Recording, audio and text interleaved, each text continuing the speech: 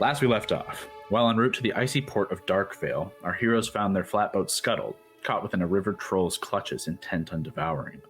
A battle ensued, and you found its ferocious appetite driven by a regenerative bite, one that you didn't want to be on the end of more than once. You managed to avoid a watery grave or becoming a ghastly meal with the help of Kalzura's blade and draconic fire.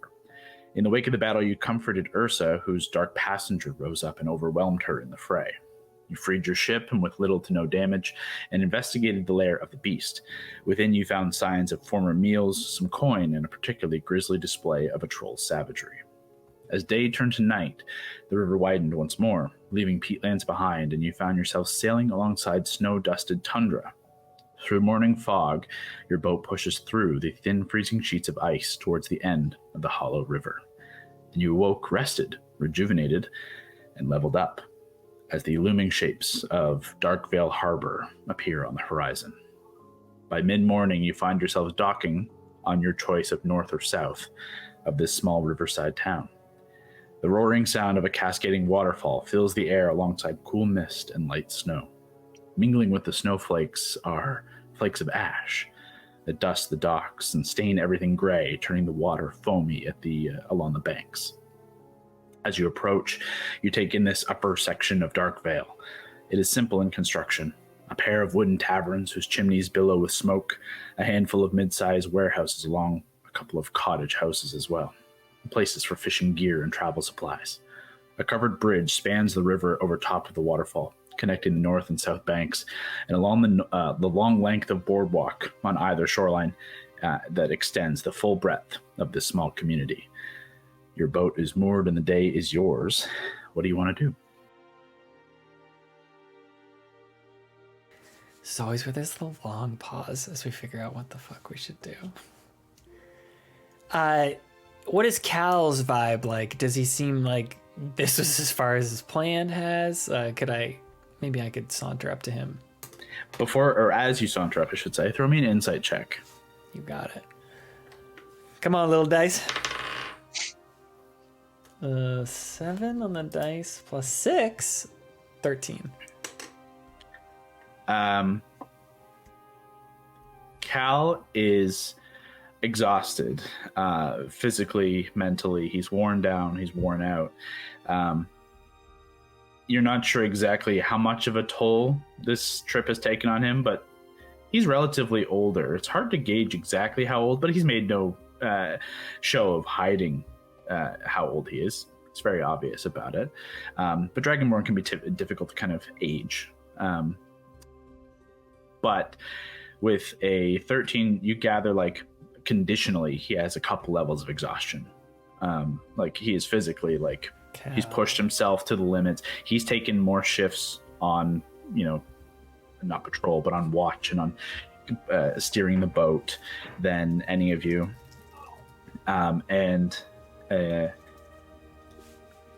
Your question of, like, what's his plan from here? He's also not been too, like,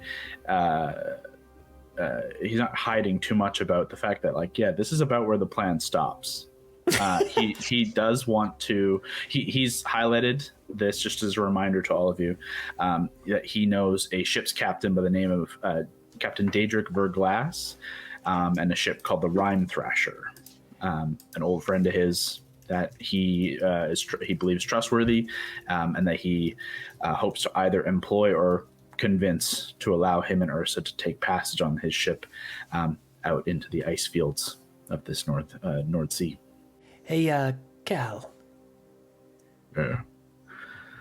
Perhaps after being on the water for so long, what if we got some board at one of those taverns? Maybe just took a load off. Sorry, you mean all of us, or just your group? Because I kind of intend to get Ursa out of Dodge, so to speak. I was just thinking, perhaps you and Ursa, you just watch Ursa, because I know you're a strapping lad, but maybe you two could rest up a bit, and me and the rest of these ragtag group could try and do that, footwork for you. And I'll hop from bunnyfoot to bunnyfoot. He kind of smirks. Make a persuasion check. Oh, good. 15 plus 1 is 16.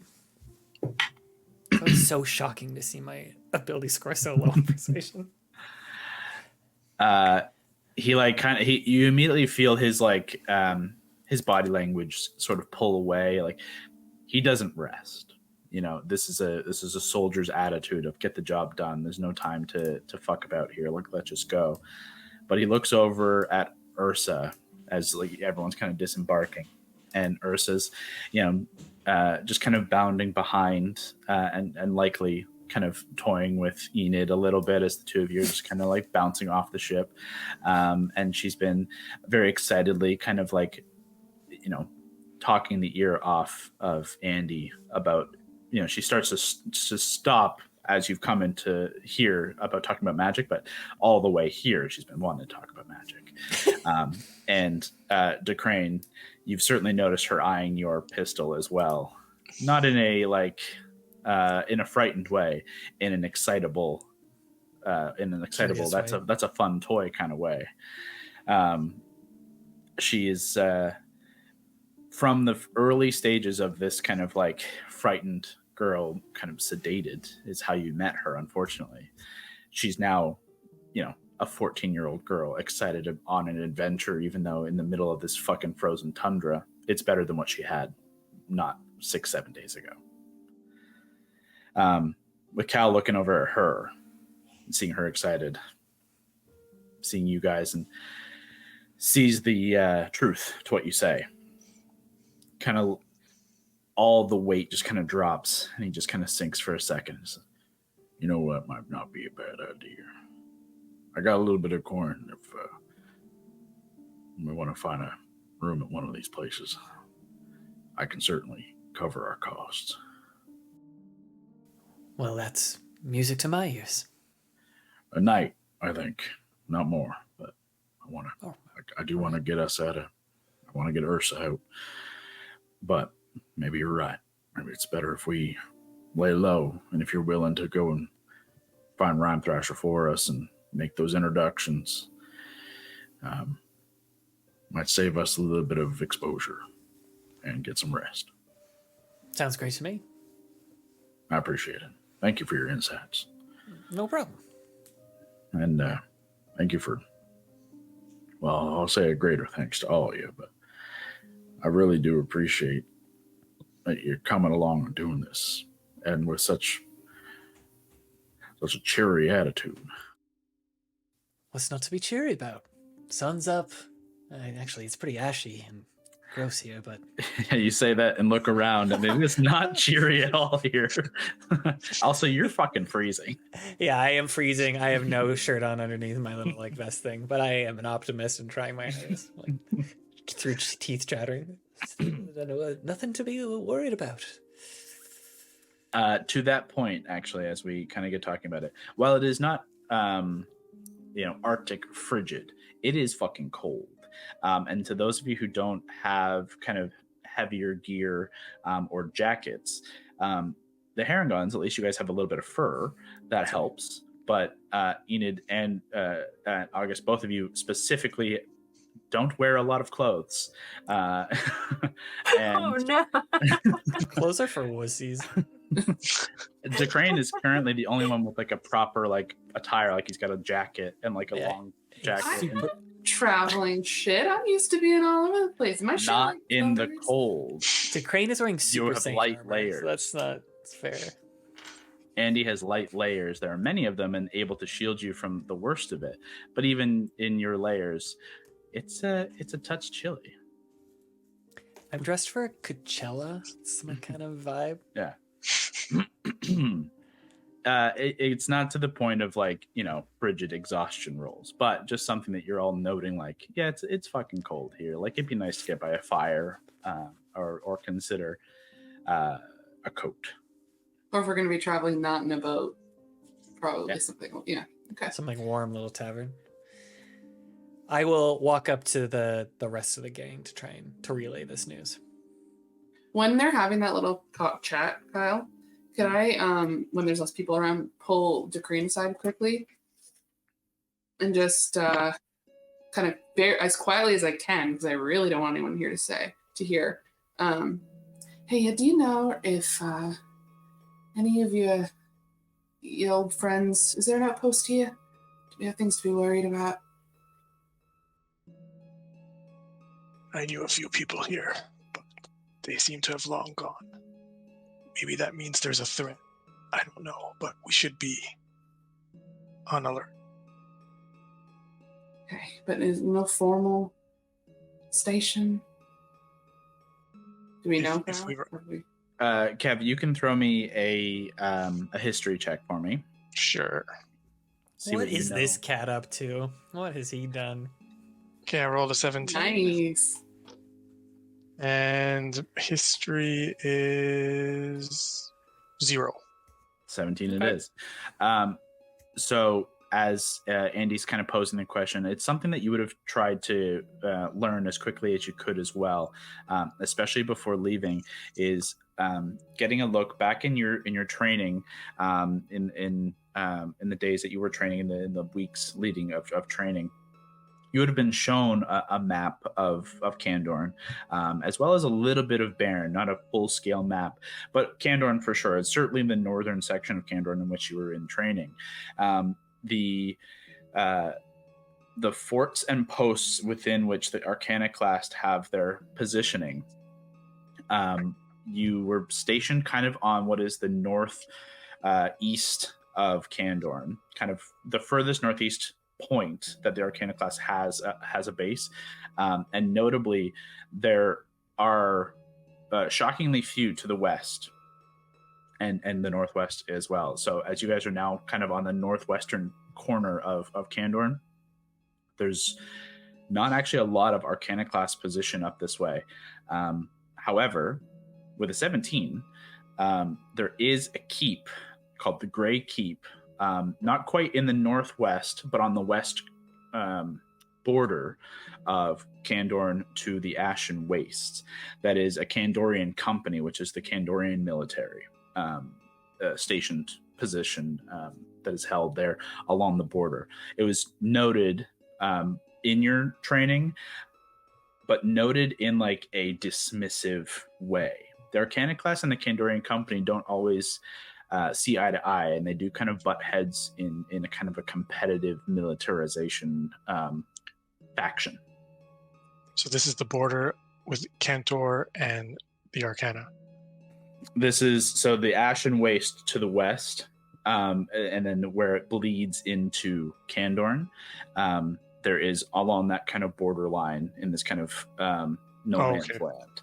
There's a place called the Grey Keep. That would be throw me just a straight D20. Mm-hmm. You don't have navigation proficiencies. Unless you do, let me know. Okay, 7. And then add your wisdom modifier. And my wisdom modifier is 3. So, okay, with a 10, I wouldn't give you direct, like how far you think you are from this keep compared to how northwest you are along the borders. But you're far closer to it. Like you think it would be within a couple of days possibly of where you are positioned now. Like it's that far northwest. So it's not particularly far. But that would be the closest point of militarization, but none to your recollection in terms of Arcana class. Okay. So yeah, I guess I would say to our northwest, there is a keep on the borderlands. I don't know if the Arcana class are there, but I do know a man named Carl who used to frequent there.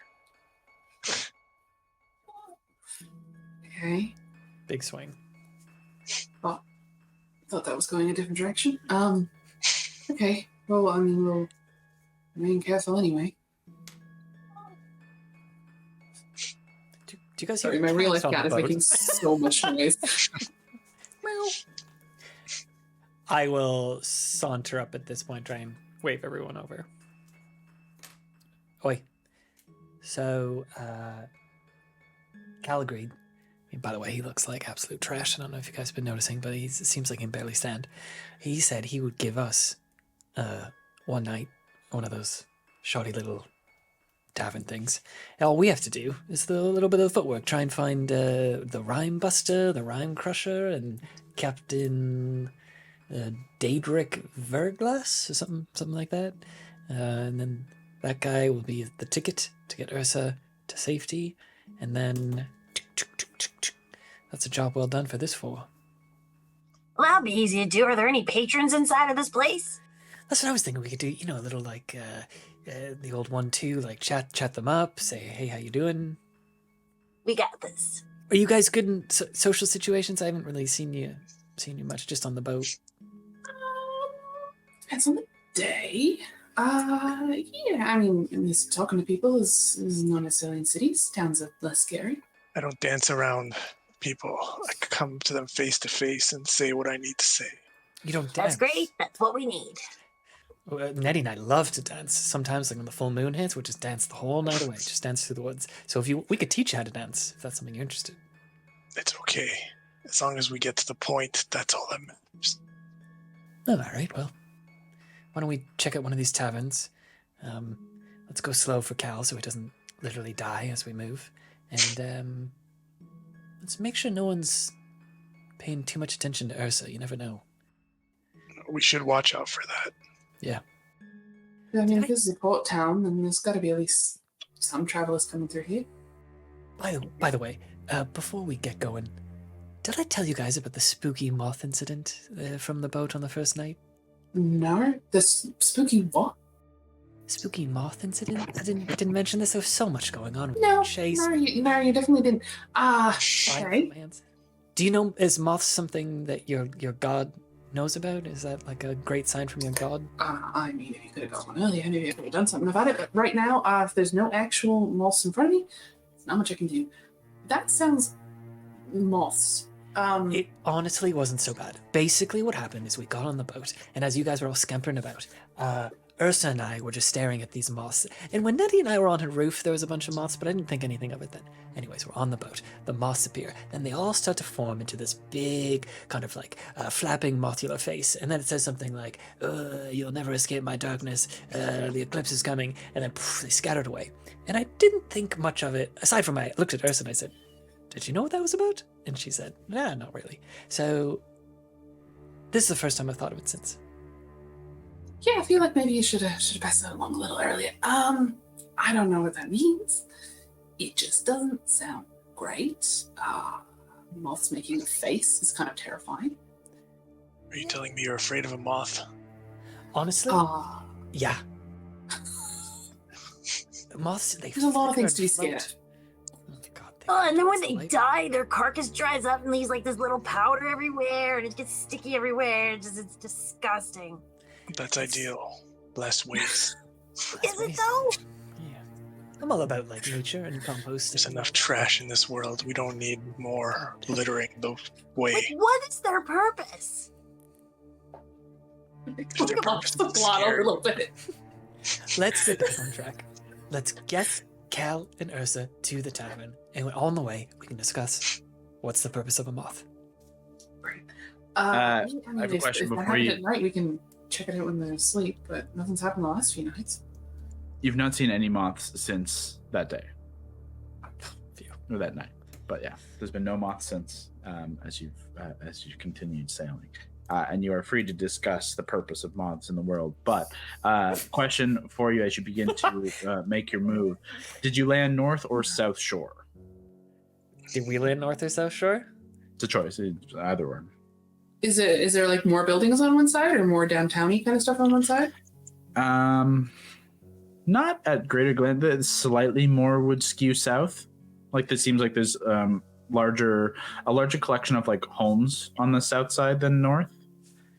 But that would be. I'd imagine we just go wherever is closest. Like as soon as we're where we were.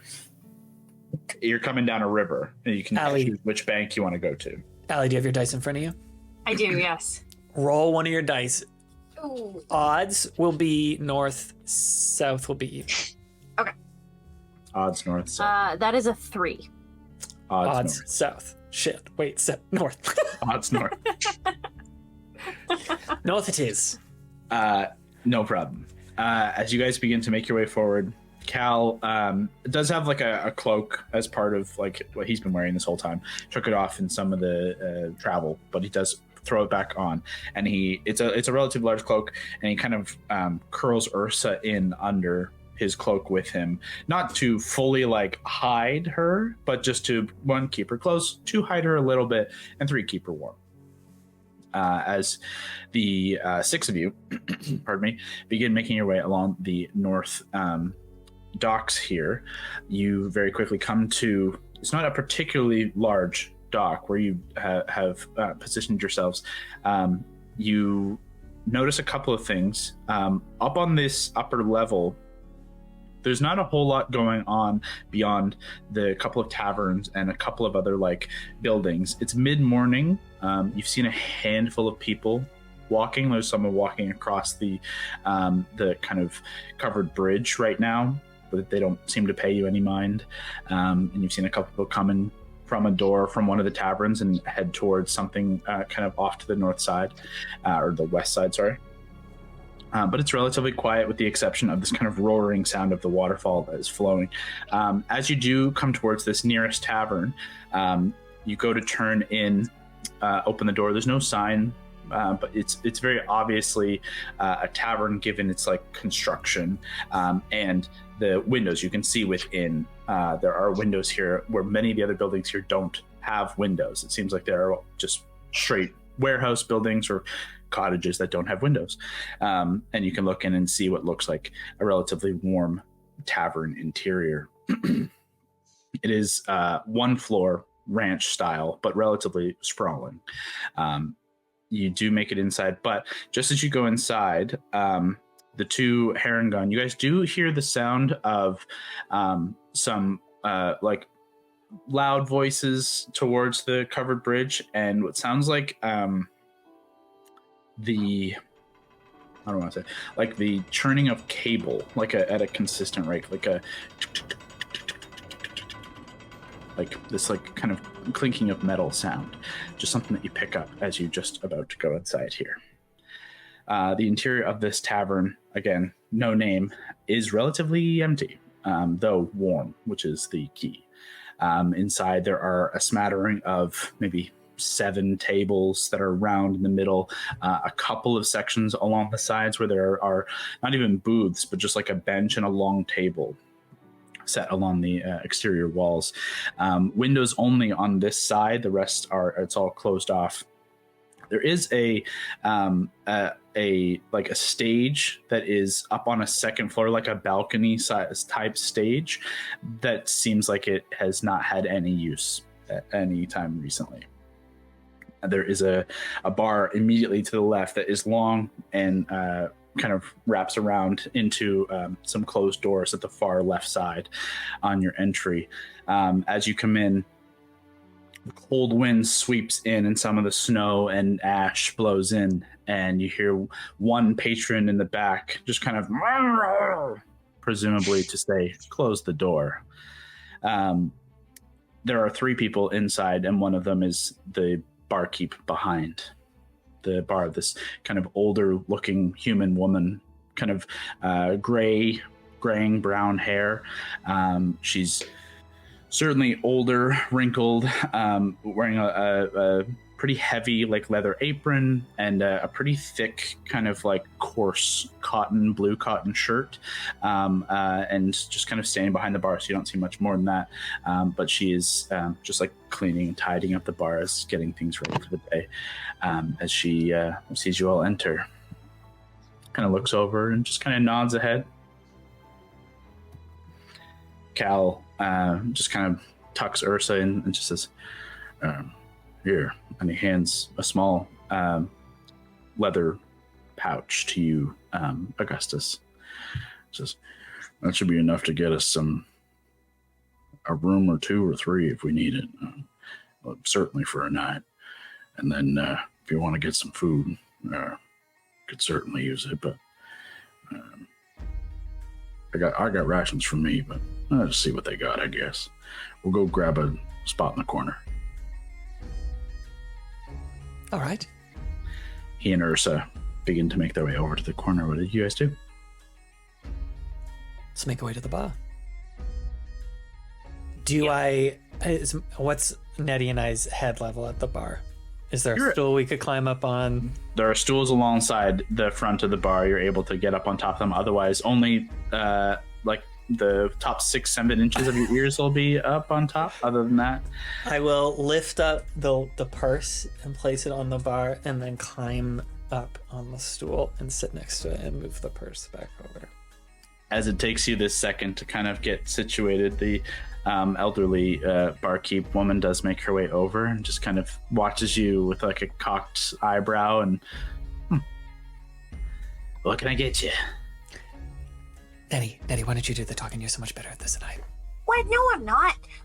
Yes. We will have your finest. What? You guys have carrot juice, but like spiked. I haven't had a carrot in... Well, when was the last time I had a carrot?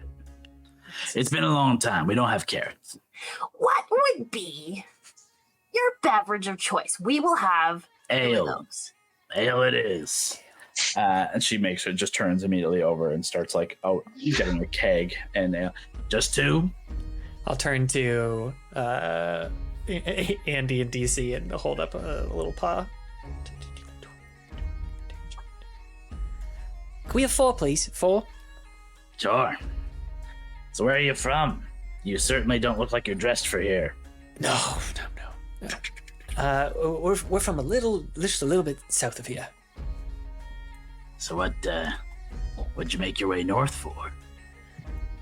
To see the beautiful town. I've Right. heard wonderful things about this particular area. We also we came with that man over there, and he said that he knows a ship captain named Daedric. He from the Rime Crusher, and we thought it'd be so fun to go on the Rime Crusher and take a little spin around the harbor. Do some crushing, do some thrashing, some rhyming. Yeah, some dancing, some jiming.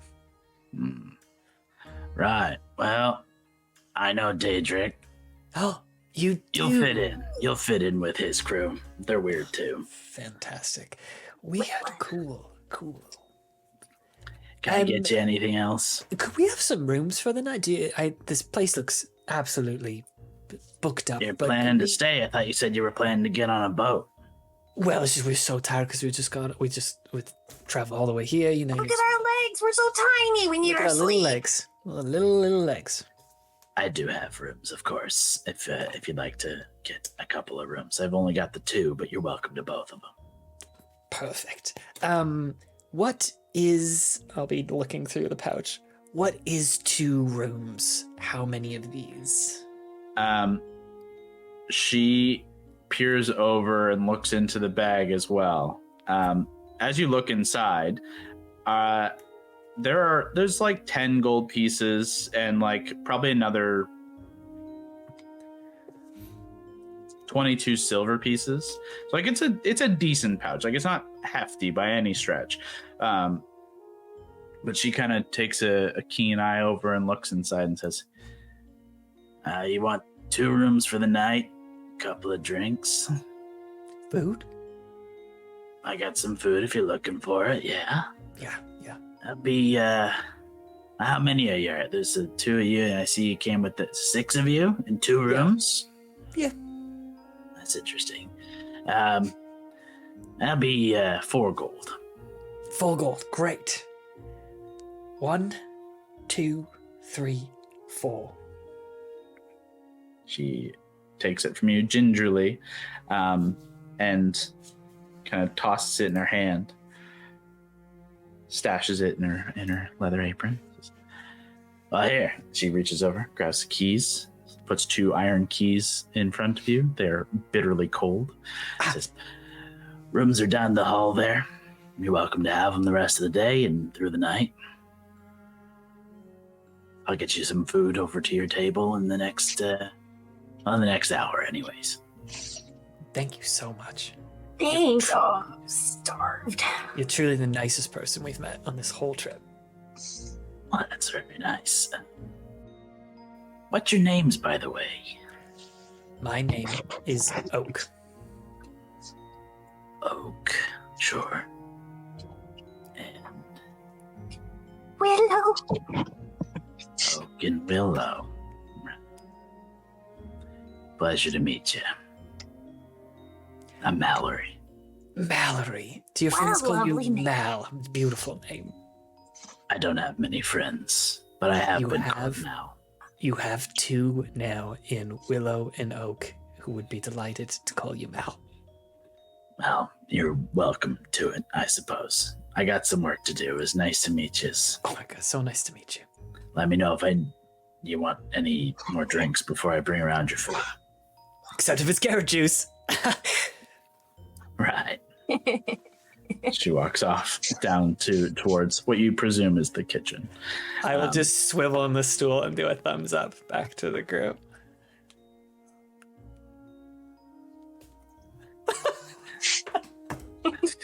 Because I'll just say I'm fighting with my last character, guys.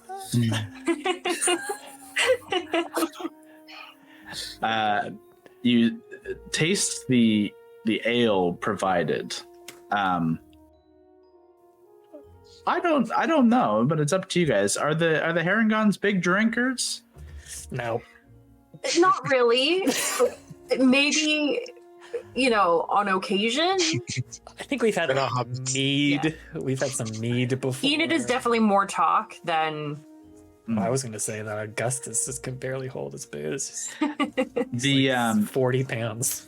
where you're from, actually, Maribel Mead is like world renowned. Like it is some of the best, most sweetest mead that you can find, certainly in Candorne. This is as far a cry from that as you can get, and it tastes more like washing basin water than anything else. I don't like It's that. really cold as well. Oh, and she said this was the best thing they had on tap. I don't like it. I'd hate to taste what the worst thing they have is. Wouldn't want to give this to a worst enemy. Good gracious. There's a man a couple stools down at the bar who has been kind of head down, like just like head on the bar top with a mug in front of him.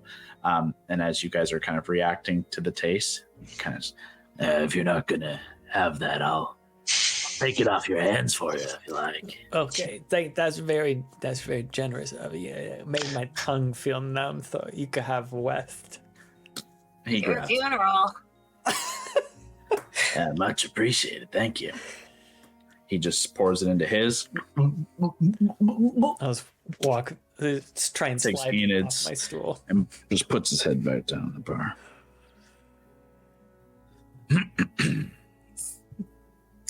You guys make your way back over to the table. So We got rooms. we got 2 rooms. Nettie and I had a bit of their finest drink, and it was terrible. But that nice man said he would take it from us, which is very kind. Well, Should have charged him for it. yeah. I just charged him a smile, and he gave it to me. He's probably gonna die soon. Cal kind of looks over at him, kind of gives a little nod. Maybe. Well, Cal, that's one Alright. for you and perhaps Ursa, or if you want to divvy it up, however you'd like to do it. I appreciate it. Look, I don't know if Augustus was talking with y'all yet, but I gave him a little bit of coin to take care of this, and he made a good, compelling argument that maybe it's best that we take a night of proper rest and kind of recuperate a little before we make our way off into the ice fields. But if y'all wouldn't mind going to try and locate Verglass for us and the Rhyme Thrasher and just let them know what we're kind of thinking here, I'm happy to come down if he needs me. It'd be nice to see him, of course, but I really could sleep this whole fucking day if I had it, so I will, if y'all are willing to let me. And Ursa, please, if you'll indulge me just for one more night of laying low. Let's just stay here for, I know it's early and I know you want to get out and see things, but let's just take the day just to dig in a little. So, Absolutely no trouble. Do you have any I signal I signal to Nettie that was a lie with our Do you have any tips, any places to start? Try to find your fella here. Is he usually here? Like, is this a normal place to dock, or does he like? Yeah. So, for Glass and a couple other ships out here, they run ice for the aristocrats down south of here. It's a hot commodity. Well, not a hot commodity. You know what I mean. Yeah, that's but, good. Yeah. Thanks. It's a lucrative trade, and this is kind of the main port for it to start heading south, at least towards Karden and down to Marabella without having to make a big old trek all the way around Mirnath. Though he does that too on occasion. So this is kind of the main port in town in the north. So you should honestly on the other side of the falls. There's the harbor proper. That's where he'll be if he's here. It's going to be easy to find him. His ship has a big ass shark on the front of it. Skull, it's pretty obvious. He's a bit of a character too, so you probably fucking hear him before you see him. Just let him know, Cal. What do I even want to say? Let him know. Oh, fuck. Let him know the lone soldier's calling in his favor. Soldier calling in favor. He'll know. Social calls. Great. He'll probably have some questions. Feel free to answer them however you like. I'm not planning on lying to him. Who gave you that name? Was it you? Did you choose it, or was it some random individual? Well, it was Verglass. That's what he called me when we had our last encounter. I've had a bit of a past with the military, and I was on a bit of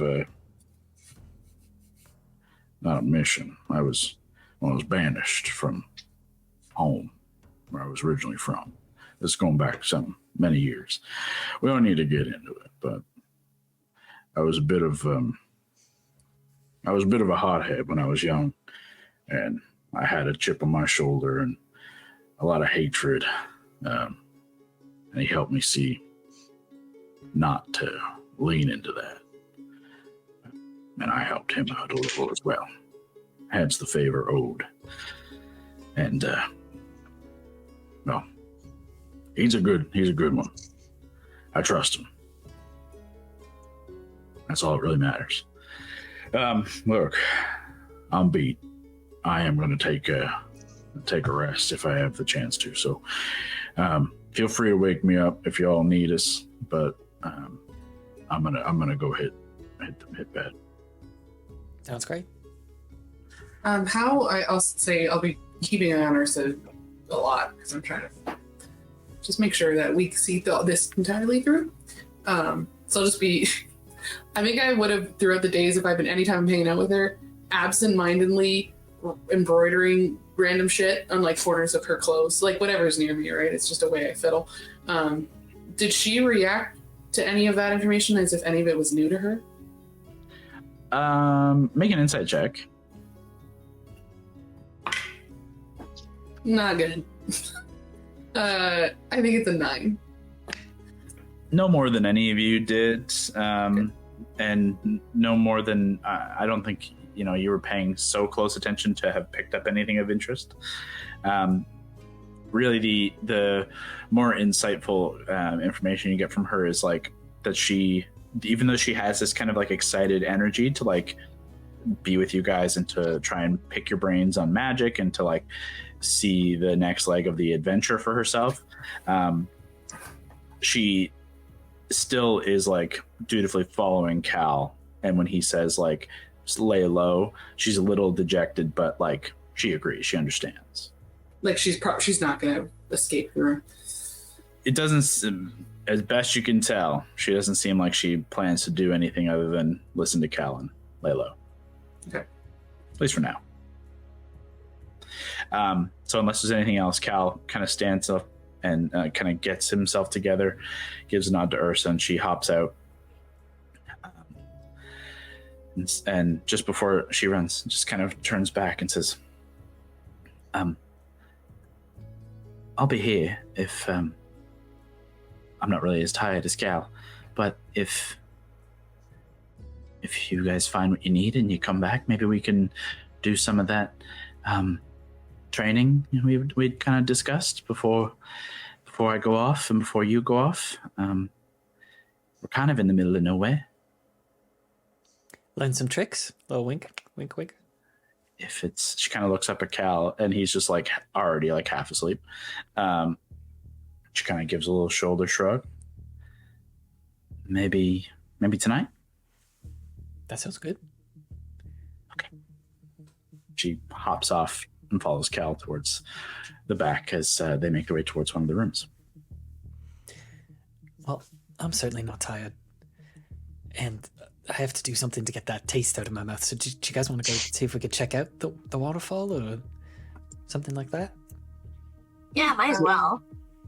There's something else, like, I mean, while we're in town, too, it doesn't hurt to, I don't know, say, do we need more rations? Do we need any of that stuff? Usually, whenever you hit a town, you got to make sure that you're stocking up on whatever you need. Don't have to do it first.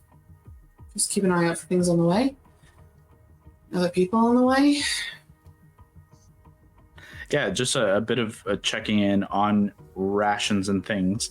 You guys have been traveling for a little less than a week. So in keeping with how many rations you have in your bags, in your equipment, you will be running low. I want to say you have 10 days. So you now have 3 days. That will be an interesting element to like make sure that you have that for wherever you want to go next. Ray can always get us food too. She's pretty resourceful. To say, how good are you guys at foraging and hunting? I know a wonderful guy that can get us some great nuts. It's too sweet. It's too sweet. I got you. It's the squirrel. Right. He has a name. It's too sweet. Yeah, too sweet. That's great. As long as there's trees around, which there's not really here, but we can figure that out on the way.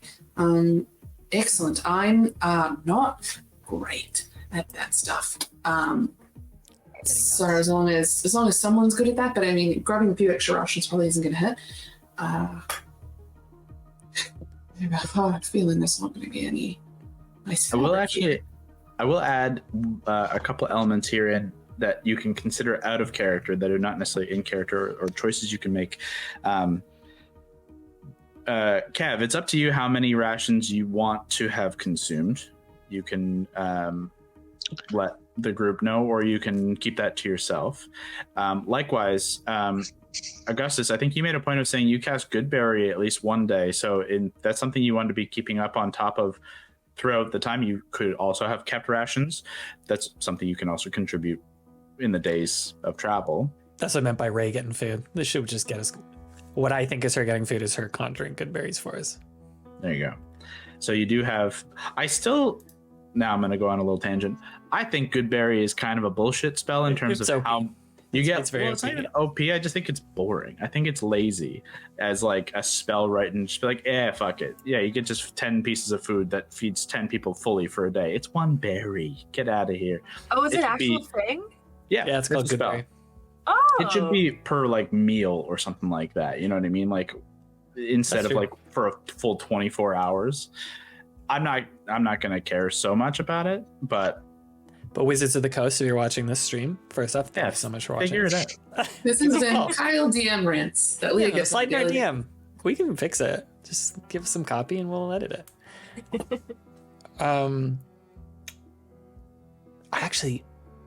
Ursa left, right? She could have still, if you wanted to add something. I didn't want her here. I didn't want her here for this. Then she is gone. I was actually wondering, guys. What do we do after we drop us off at the shippy ship? What do you mean? Like, where do we go next? Are we supposed to report back? Right? That's Okay, great. That's the job. That's what I was thinking, because the job was like the spookiest thing in the world might happen at this town, and it catastrophic consequences if you don't go there and see what happens. So I just want to make sure we were on the same page. No one wanted to become like a pirate or something like that. I mean, for me, we did what we set out to do, and there's plenty of mystery here still, but I don't think we have the resources or the information to do anything else. I certainly don't. I mean, maybe whoever it is that sent us on this knows more than we do. The Immortal Man? Yeah, and whatever the fuck that is. Yeah, we can, I mean, not only that, but don't forget there's a lot of, let's look around, make sure there's no one around. There's some people who were in that town with us who probably don't like us very much, and who knows if they know where we came next. So keeping on the move isn't a bad idea. What do you guys think the Immortal Man looks like? Yeah, you go. No, you go. No, you go. It's you. Okay. I think, wait. That he's made of bronze. Oh, that's better. I was gonna say he's invisible. Because he's immortal, right? But wouldn't they call him the Invisible Man? No, I'm pretty sure that's immortal. You think... Okay, what do you guys think? Honestly, I kind of just imagined a really, like, rich guy, but this is way more interesting. I'm gonna go with weirdly short. Really short? Yeah, wouldn't think that he's smaller than you think. Yeah. That'd be so fun. Crane, what do you think? On my journeys, I've heard whispers of such a man with no face. What? So as you would never see what he's thinking. He's got no face. Nevertheless, you can't see what he's thinking. Nevertheless, it doesn't matter what he looks like. It's what he does. That's so profound. The door swings open at this point, and a burst of cold air. You've gotten so like comfortable with the heat of the fire interior that the wind and the kind of ash sweeping in, it brings a smell with it as well. Like it's a different ash smell of smoke. Like interior here, you get the consistent smell of pipe smoke as well as regular smoke from a fire. The exterior smell has an acidity to it, like ozone burn. Like there's an odd acrid addition to the like stench. Acid rain, Kind of, yeah. Like it's got this kind of other element to it that just kind of stings as well as bites with the cold.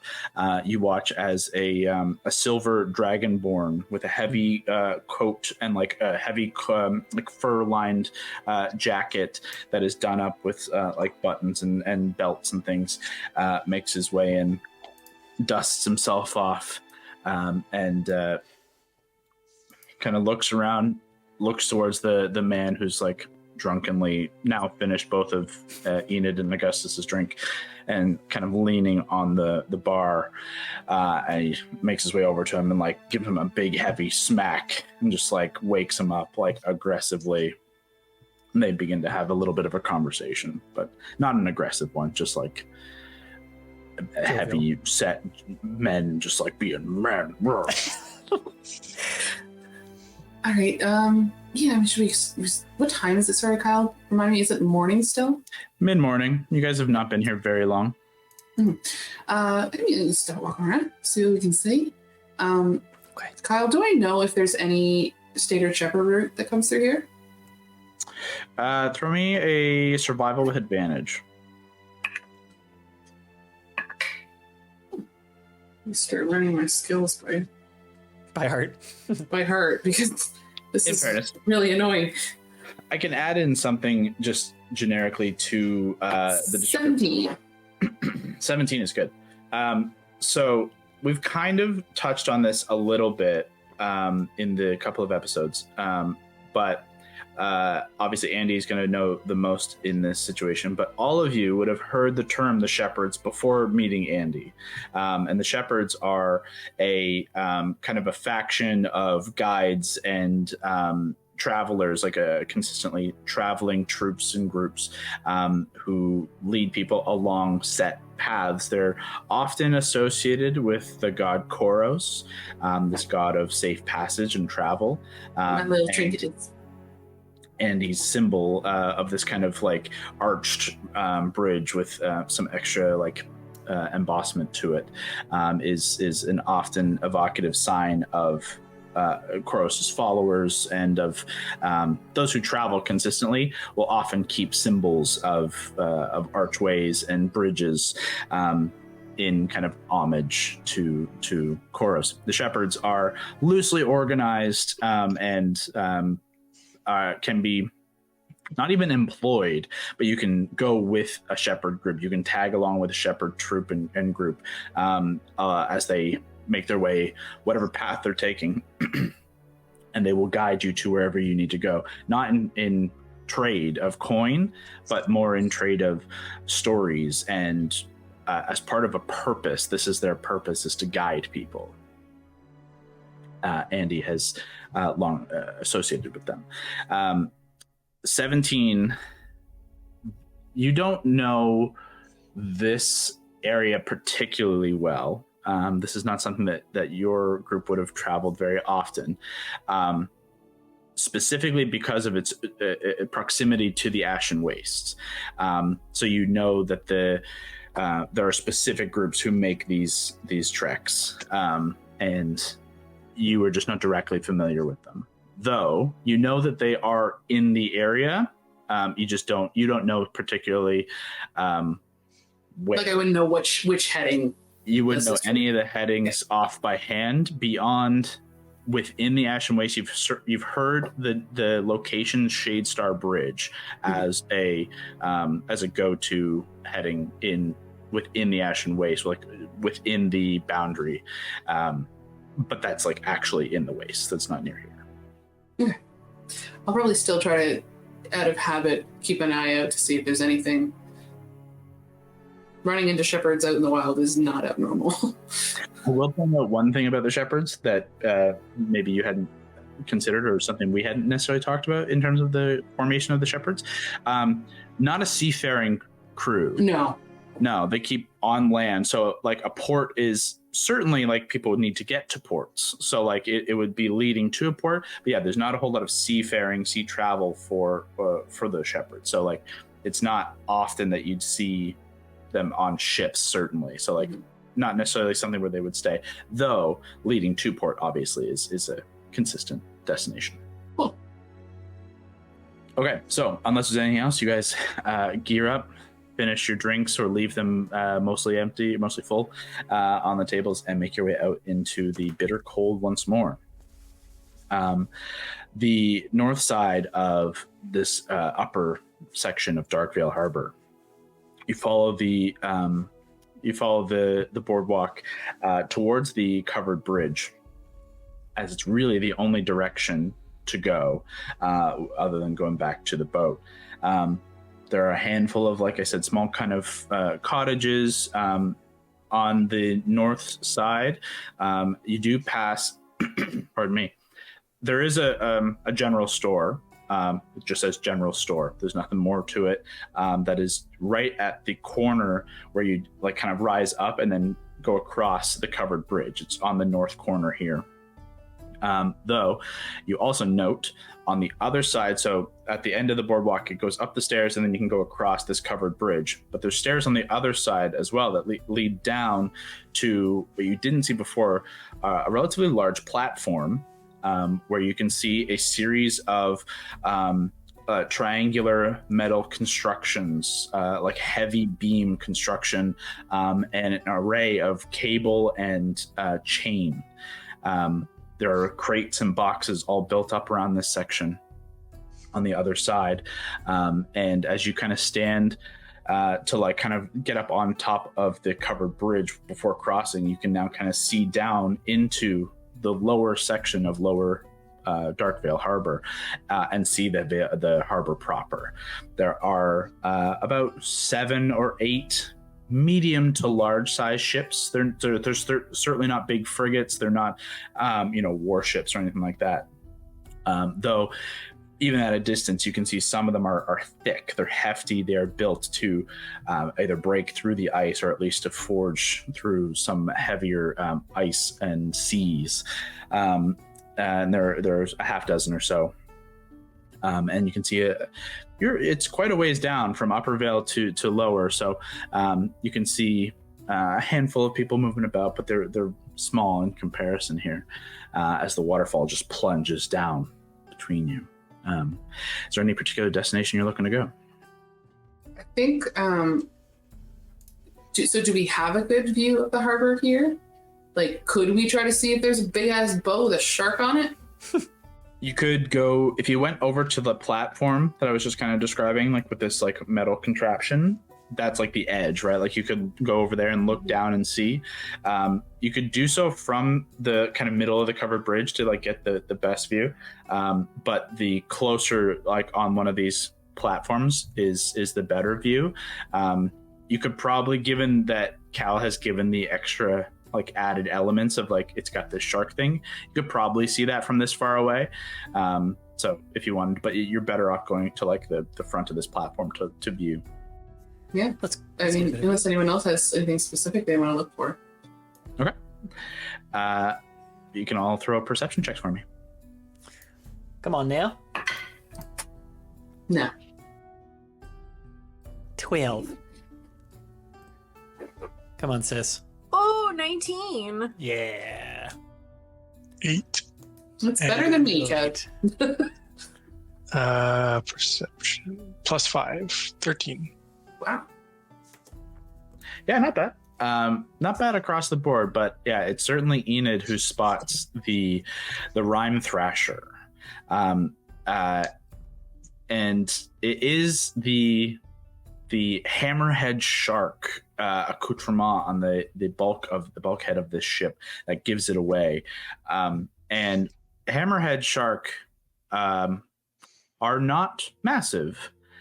However, the skull that is affixed to the front of this ship extends 40 feet in its breadth and ends at like these two, what would be the ocular points of like a hammerhead shark. You can't quite see the full like mouth given the perspective, but you do see this kind of like hammerhead shark, and you can see the point of where there are presumably a row of hundreds of teeth at the front. It's about like a 40-foot wide ship, maybe about 100 feet in length. It's second or third largest in the harbor of the half dozen that are here. And you can see at a distance there's a handful of crew. It's a double mast ship. It's relatively large, but not then massive. Again, not a warship, but thick. It's heavily banded and reinforced. It seems to be the most like reinforced. It seems to be the most built to act as what would be like an icebreaker. You do see of the other ships, there's one other that is in kind of league, is slightly larger, and then the other 4 are significantly smaller.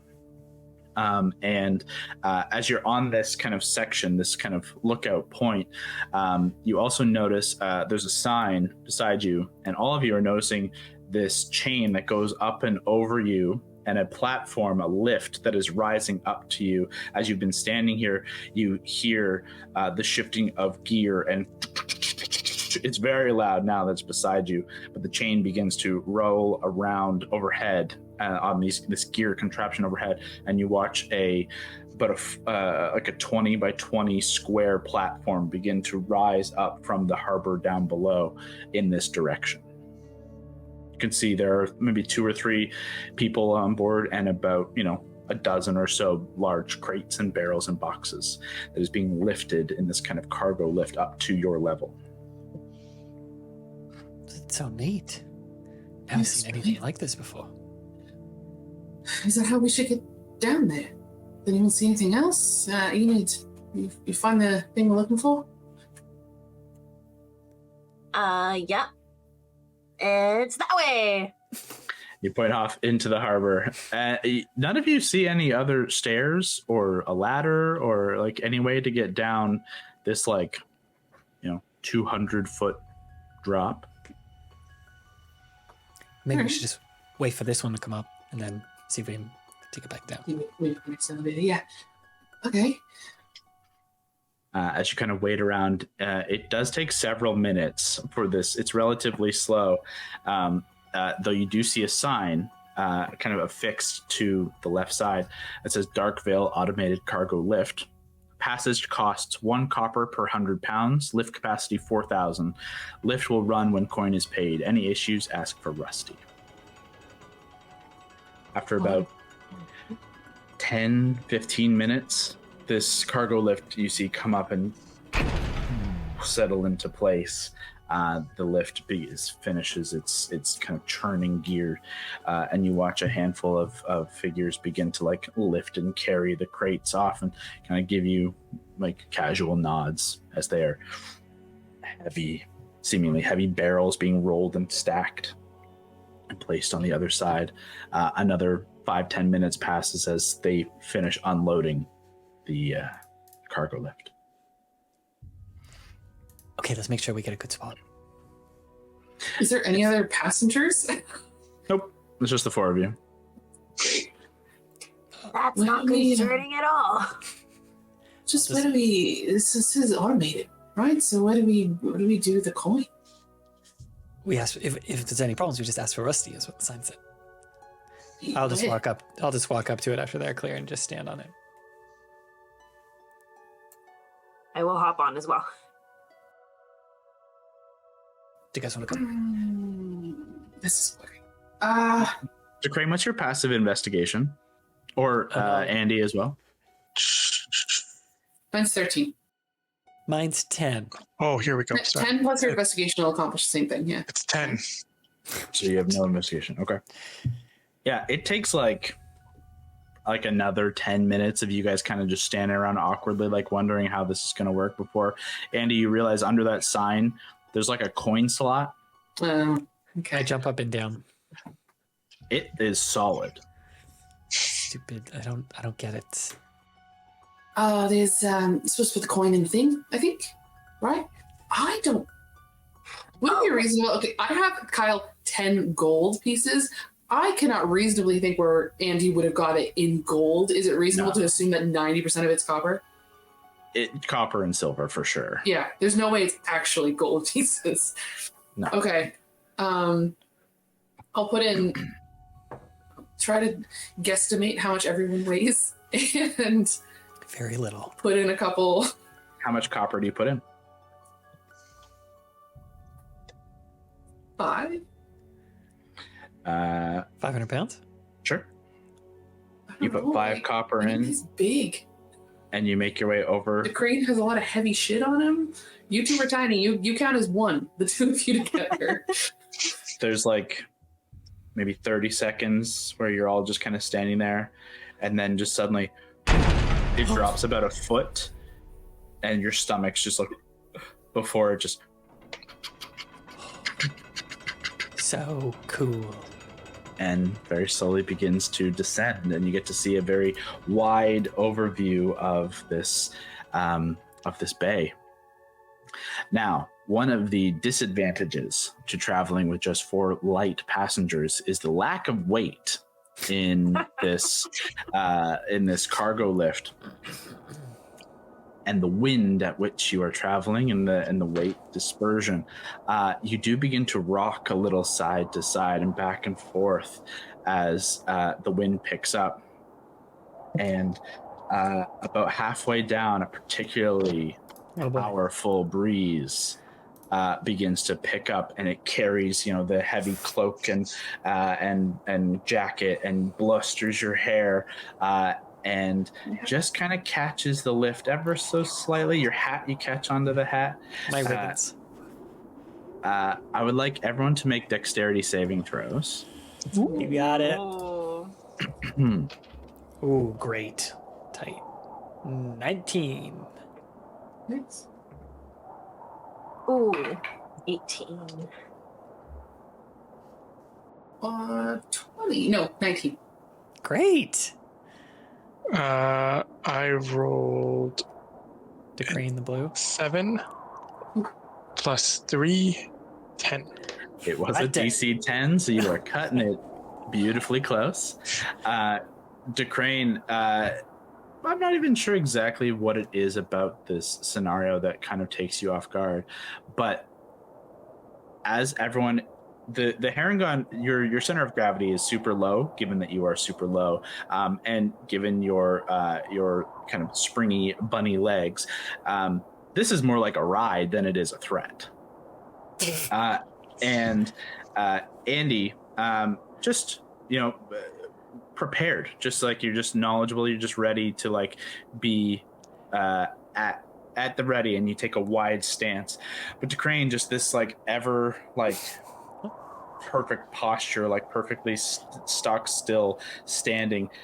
Just the wind just kind of catches you, and you just kind of take one step back, but you're just standing a little too close to the edge, and you just like lightning fast grab out and cling onto the metal of one of these kind of triangular structures and hold yourself steady.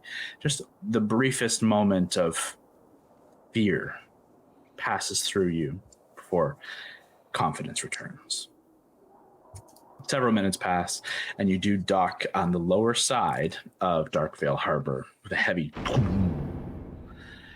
and indeed find yourselves on a pretty wide set, 20-foot wide docks, kind of built within the bay that has formed around where the waterfall falls. Obviously the cargo lift kind of comes out at an angle before settling down, so it's actually quite a ways out from like a straight shot from the waterfall itself, built out around kind of this rock structure and then wrapping around a bit of a corner. There are a couple of other buildings here that seem more like the same, more warehouses, more storage than anything, potentially like places for like tools and things to like work on the ships, and storage for larger lumber and things like that. But for the most part, it seems here that this is where the ships are docked. And you do in fact see six of these ships. Knowing where the ship that you have kind of in mind is, you begin making your way towards the Rime Thrasher. This large vessel does kind of sit about 10 feet above the dock. There is a gangplank across as you make your way close.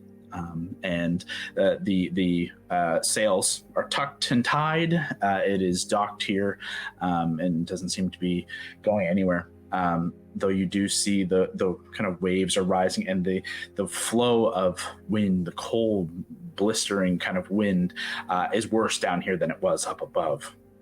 And you're seeing bobbing chunks of ice as you now look out into the proper expanse of the North Sea and see massive glaciers of ice and icebergs off in the distance, and several chunks of ice that are kind of flowing in amongst the ships here.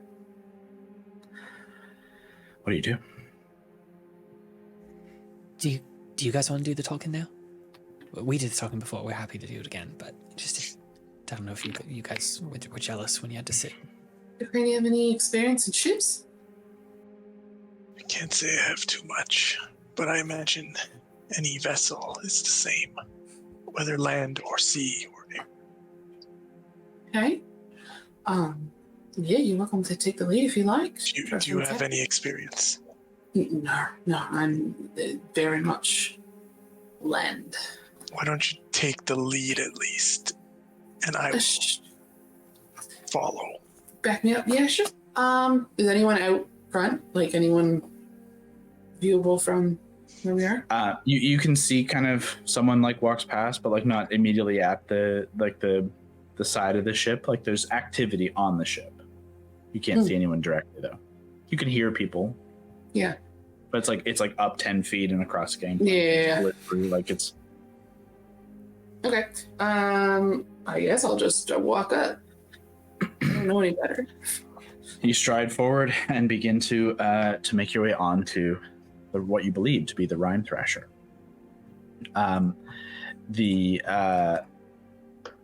Crossing the gangplank and setting foot on the top deck of the Rime Thrasher, you immediately see a better view of this kind of what the top deck here looks more like a vessel from what's that Deadliest Catch. Like it's like one of the like it's less of like a pirate ship and more of like a heavy fishing vessel with a thick kind of interior that is built with more like cranes and elements to like lift and heavy to pull things out of the water. Less of a comfort or certainly not a fighting vessel. You don't see cannons. You don't see anything of that like. And where there would have been portholes, they've been like fully like either reinforced and packed in to ensure like the lack of airflow through or water and ice, and just to fully solidify the ship as a whole. Make a perception check for me. I will have Very followed up this medium. gameplay. 12. Okay. You are taken off guard as you stride aboard and begin kind of taking in the sights as Augustus and Enid behind. You guys have the higher perceptions. You see a figure who you didn't see immediately up in kind of like what would be the crow's nest or up on top of one of these cranes, leap and take a relatively large figure. You see a large like black coat trail out behind them, almost like a cape. A hat flies off and they catch it in their offhand while the other is holding a chain or rope, and they descend in this kind of sweeping, swirling motion and land in a heavy landing right beside you, Andy. Your heart jumps up into your throat at the sudden slamming approach. And you turn, and I think, Augustus, even though you saw this figure dropping as well, the sheer size and sound at which he drops relatively in close proximity to you does also shock you as well, as you all begin to see a 7.5 foot tall man, big, massive, bushy green beard, like a frosty green, with like gray skin and piercing eyes, and wild hair that is likewise frosty green beneath a classic captain's hat, a heavy blue wool or black wool jacket that has been patched in multiple places with buttons and buckles across, that is open over a cotton shirt that is kind of tied down at the chest but leaves open thick chest muscle, and that is also kind of heavily furred with this same kind of frosty green fur over kind of lighter gray skin. The face itself is bovine in nature, as a furbolg of impressive stature and girth, as this man is 7 feet tall, but at 4, 5, 6 feet wide. He just is a monstrous figure. Lands heavy in these kind of double cuffed leather boots. And where he releases the chain or rope that he descended on, you see not a hand, but a massive crab's claw that is heavily barnacled and is kind of affixed somehow beneath the jacket to this furbolg's arm. He looks down at you, though a little less down at you, Andy, though still down, and massively down towards the Paragons. Says, "Welcome aboard the Rime Thrasher, young ones. What be your purpose?" purpose on my vessel today? You wouldn't by chance be Rusty, would you? No, not Rusty. My name be Captain Daedric Verglass. He's And the guy. what be your name? That's the guy. Are we doing our code names? Speak up. Yes. I can only hear a little of your whispering. You do the code name. It's well. And I am Piercing voice. Ivy Oak. Are you mocking me, boy? He gets really low. I didn't mean to. I was so overwhelmed with. Picks you You know, up. it's so unless exciting you seeing try to him. resist. You try to resist as he like reaches in, grabs you by like the scruff of like the jacket with his hand, and the claw like pinches your arm and chest together, and he lifts you up with the ease of lifting a toddler. He's so big. Okay, my turn. My turn. I have my hand next to my gun, just in case. Not like I'm just like it's. He gets right up into your face. You mock me? Would you mock a captain aboard his own vessel? No.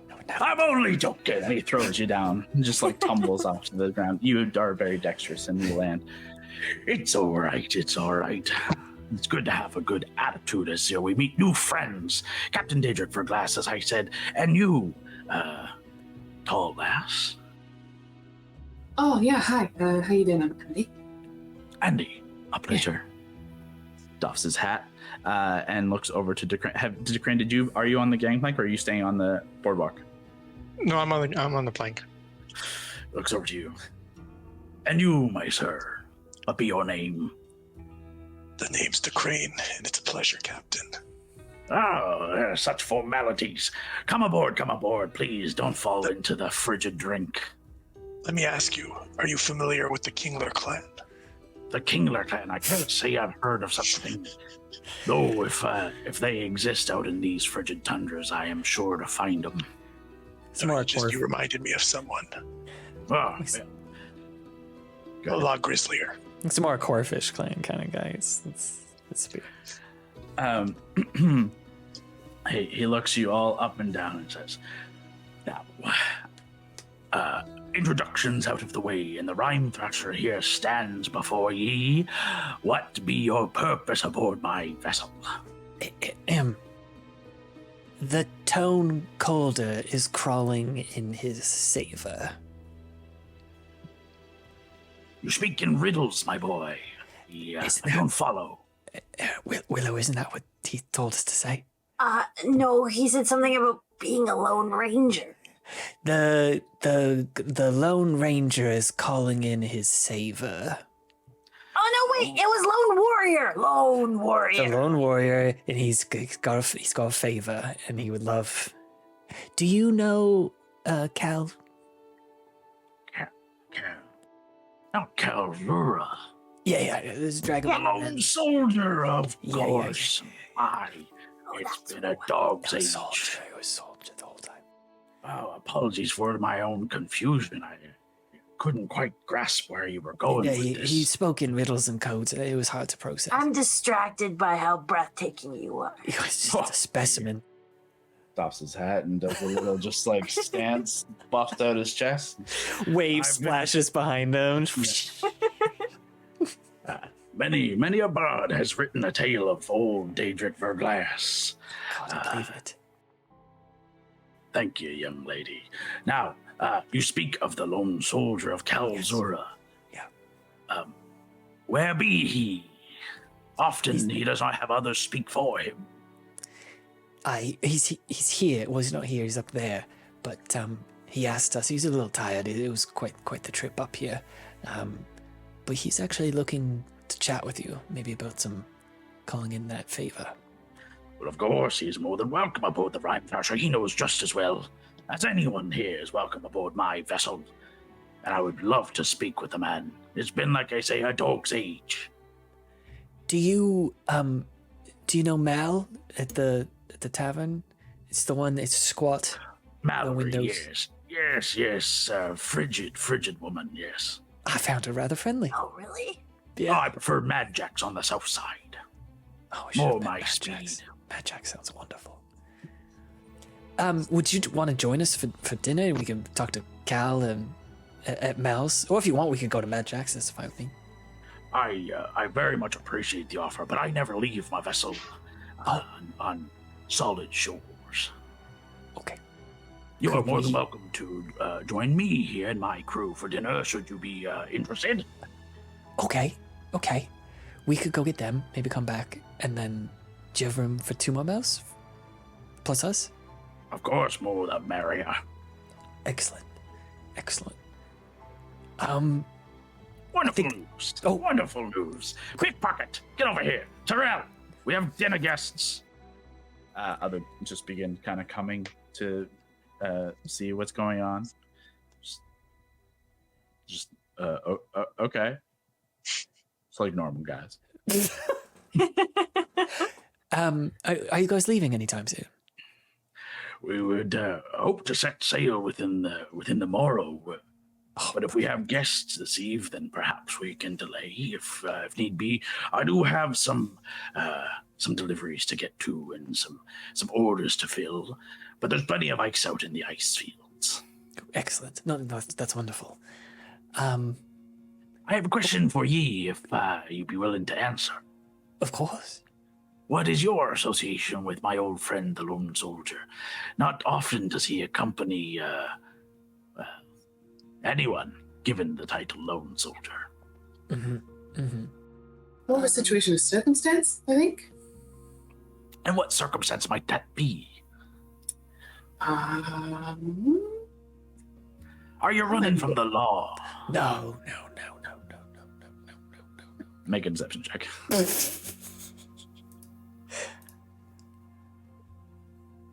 21. I rolled an 18. Oh, that'd be a surprise. In truth, I half expected him to be coming down these ways many a time in the past. I mean, if you heard, he actually almost kind of was the law for a while in the little town he's in. There's no formal law, but it was kind of him, basically. Well, if anyone could do it, I suppose he is the one strapping enough to do, to lead and to protect. Certainly, good old Cal. He is very cool and very capable. Indeed he is, indeed. Man, it's been, like I say, quite some time. I hope to catch up with him. I am surprised he did not make the introductions himself. He was just He's so real tired. tired. Very tired. Honestly, they could not get that man to take a nap for the last multiple days it took us to get here, so... You're not wrong. Very driven, the man. Well, what be your, you say, association of convenience? Friends? Were you from the town he was protecting? Well, we were passing through the town he was in there looking for work, and he happened to say that he was coming this way and that we could help in any way we could. Wasn't exactly a smooth journey here. Oh, I don't imagine so, no. Perhaps more dinner conversation then, and we can save our stories for then. Sure. Well, I guess while we have you, we haven't been here before. Is there anything about this place that we should know, or any spots to stop in? Anything we should be worried about? Well, ain't fuck all in the town, if I'm honest. There's some fine vessels if you're looking for travel in the ice fields or for making your way around the coast. There is, looks you over. There is, a Kingsmith is in town. They trade in oddities and curios, if ye have the coin, of course. Interesting. I mean, yeah, lovely stuff. It's great. Thank you. Whereabouts is that? He steps up and pulls down on the chain that he kind of rose up on, and lifts himself up another foot or two as he just kind of leaps up and holds himself, lands back down with him. He says, "It's at the end of the docks on the far side. Smaller vessel, but you can't miss it." So does anyone else have anything else? I have one more question, but... Dean, is that the fastest way to go up and down? We had to wait so long. Oh, unless you're willing to scale the icy stair, that is the best and safest way, yes. Okay. Okay. But you do look nimble and quick, the two of you. I perhaps think you could make it up the icy stairs there. If you can, I would give you something tasty to drink this eve in celebration. Oh, is it ale? Indeed, ale. No, we almost died earlier. We can't. That's okay. Yeah. He kind of like, you see his like exuberance drop a little. It was like stuff at the place we were. They said it was not good. Oh, this is not that ale. This is some fine ale that I save only for esteemed company. But hey, do not risk your lives just for a taste of mine. Ah, no, count me in. Well, I would love to see it. Okay, why don't we go to that other little shippy with the knickknacks and then maybe get some rations, and then let's go get Cal and let's come back here and have a delicious dinner. Yeah. Sounds like a plan. Looking forward to this eve. Thank you so much for welcoming us aboard. It was a fantastic entrance, 10 out of 10. Well, thank you very much, and I look forward to having some guests here for dinner. Bring your appetites. Bring your stories. Bring your... I just leave. And bring Rusty. He kind of looks around as you guys like disembark here. Any of you know a Rusty? Anyone know Rusty? I just folded. I had nothing to say. I thought I'd say something. Andy said something cool, and I thought I would say something cool back, and nothing happened. We'll just said great stories. It was so great. He was like, bring this, and you're like, bring that. And just, Okay. bleh. Yeah. I mean, it's just you used to click. Okay. Well, where's this fancy boat again? Right down there on the end.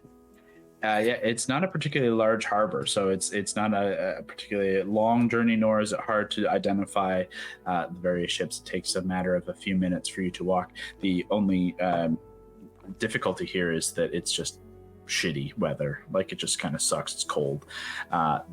And you're just kind of dodging people who are working and moving things and who don't seem happy to be here. But easily enough, you make your way towards this kind of humbler vessel.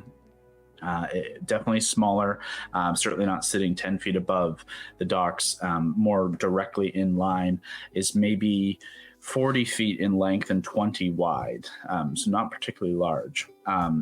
But you can see it is thin and is reinforced in a way similar to how, like, all these ships though are a little bit more reinforced than your classic kind of sailing vessels. But certainly built more for speed than for comfort or for sturdiness. But you can see along the back, the Kingsmith in glittering gold is kind of gilded along the back.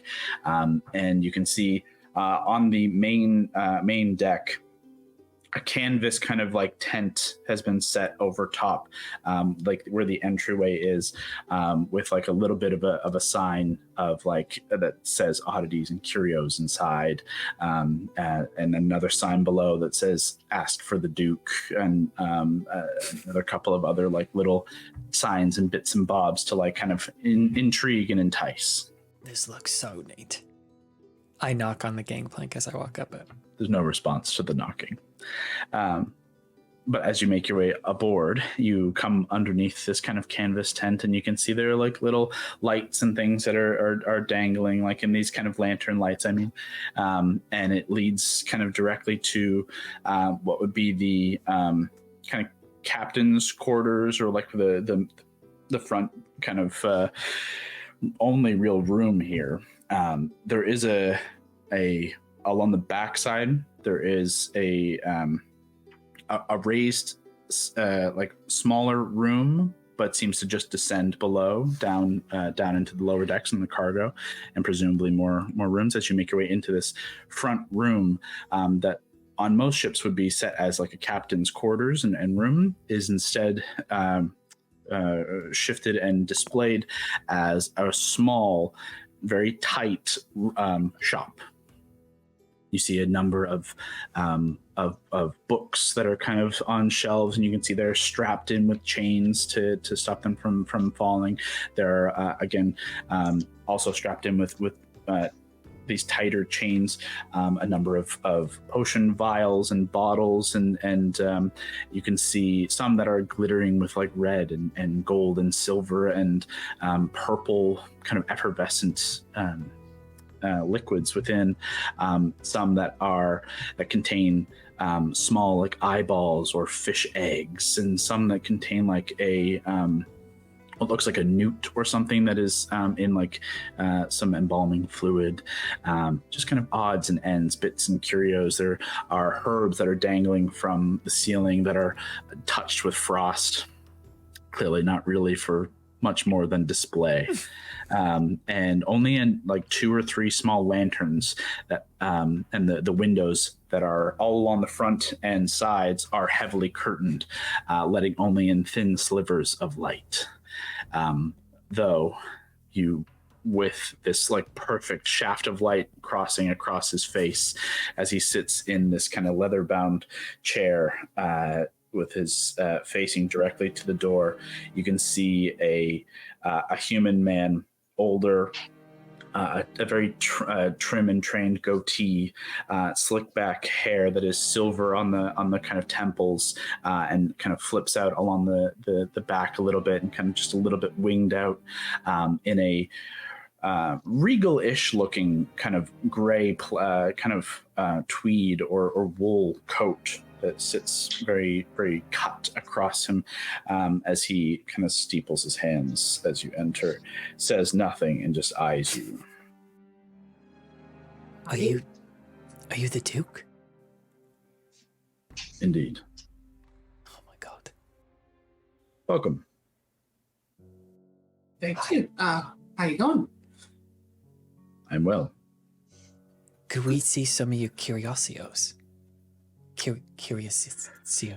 Open your eyes, my friend. Cheers. You can see whatever you can see in this room. All of these things have been acquired in various endeavors, expeditions across the country, across the realm of Vigil. Delving deep into the ruins of Gammalast, forged and pulled from the Ashen Wastes. Deep in the Lazaran jungles. Crimson Shore.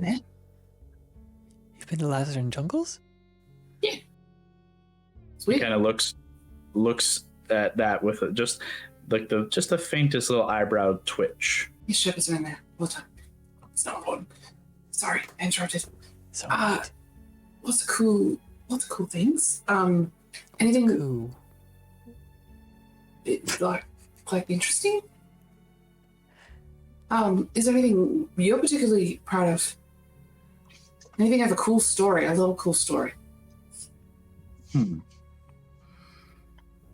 Like, so slowly, it takes forever. He slowly, like, rises up out of his chair and, like, stands, hands pressed together.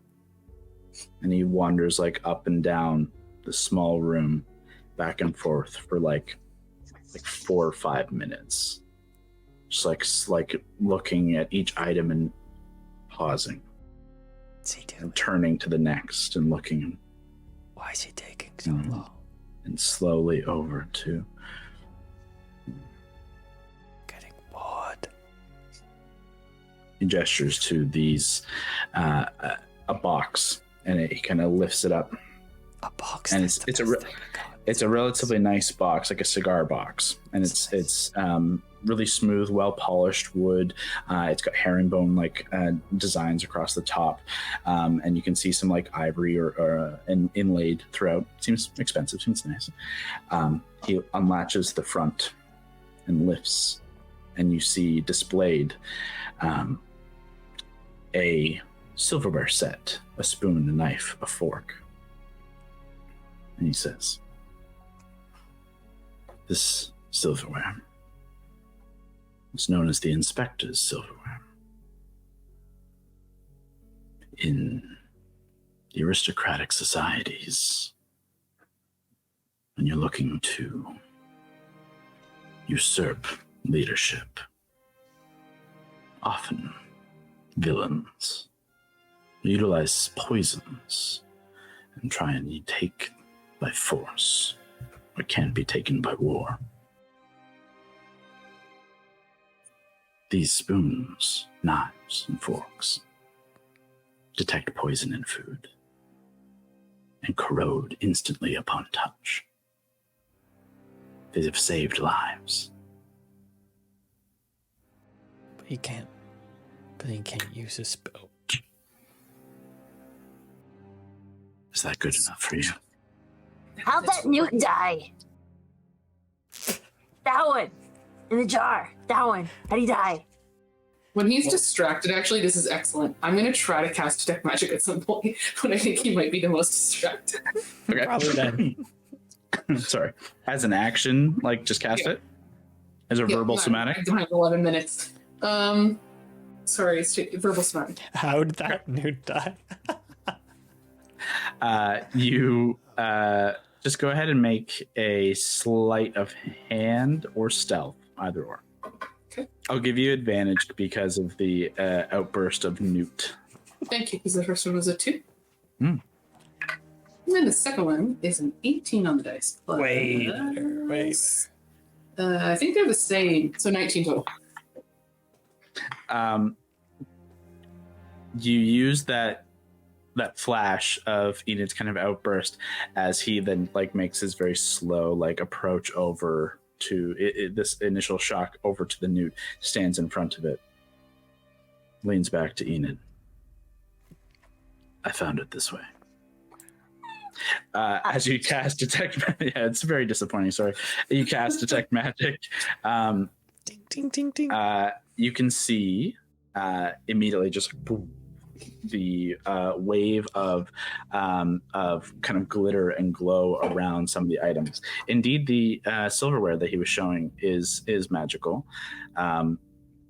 There are a handful of things on a shelf over on the far side that look like these small like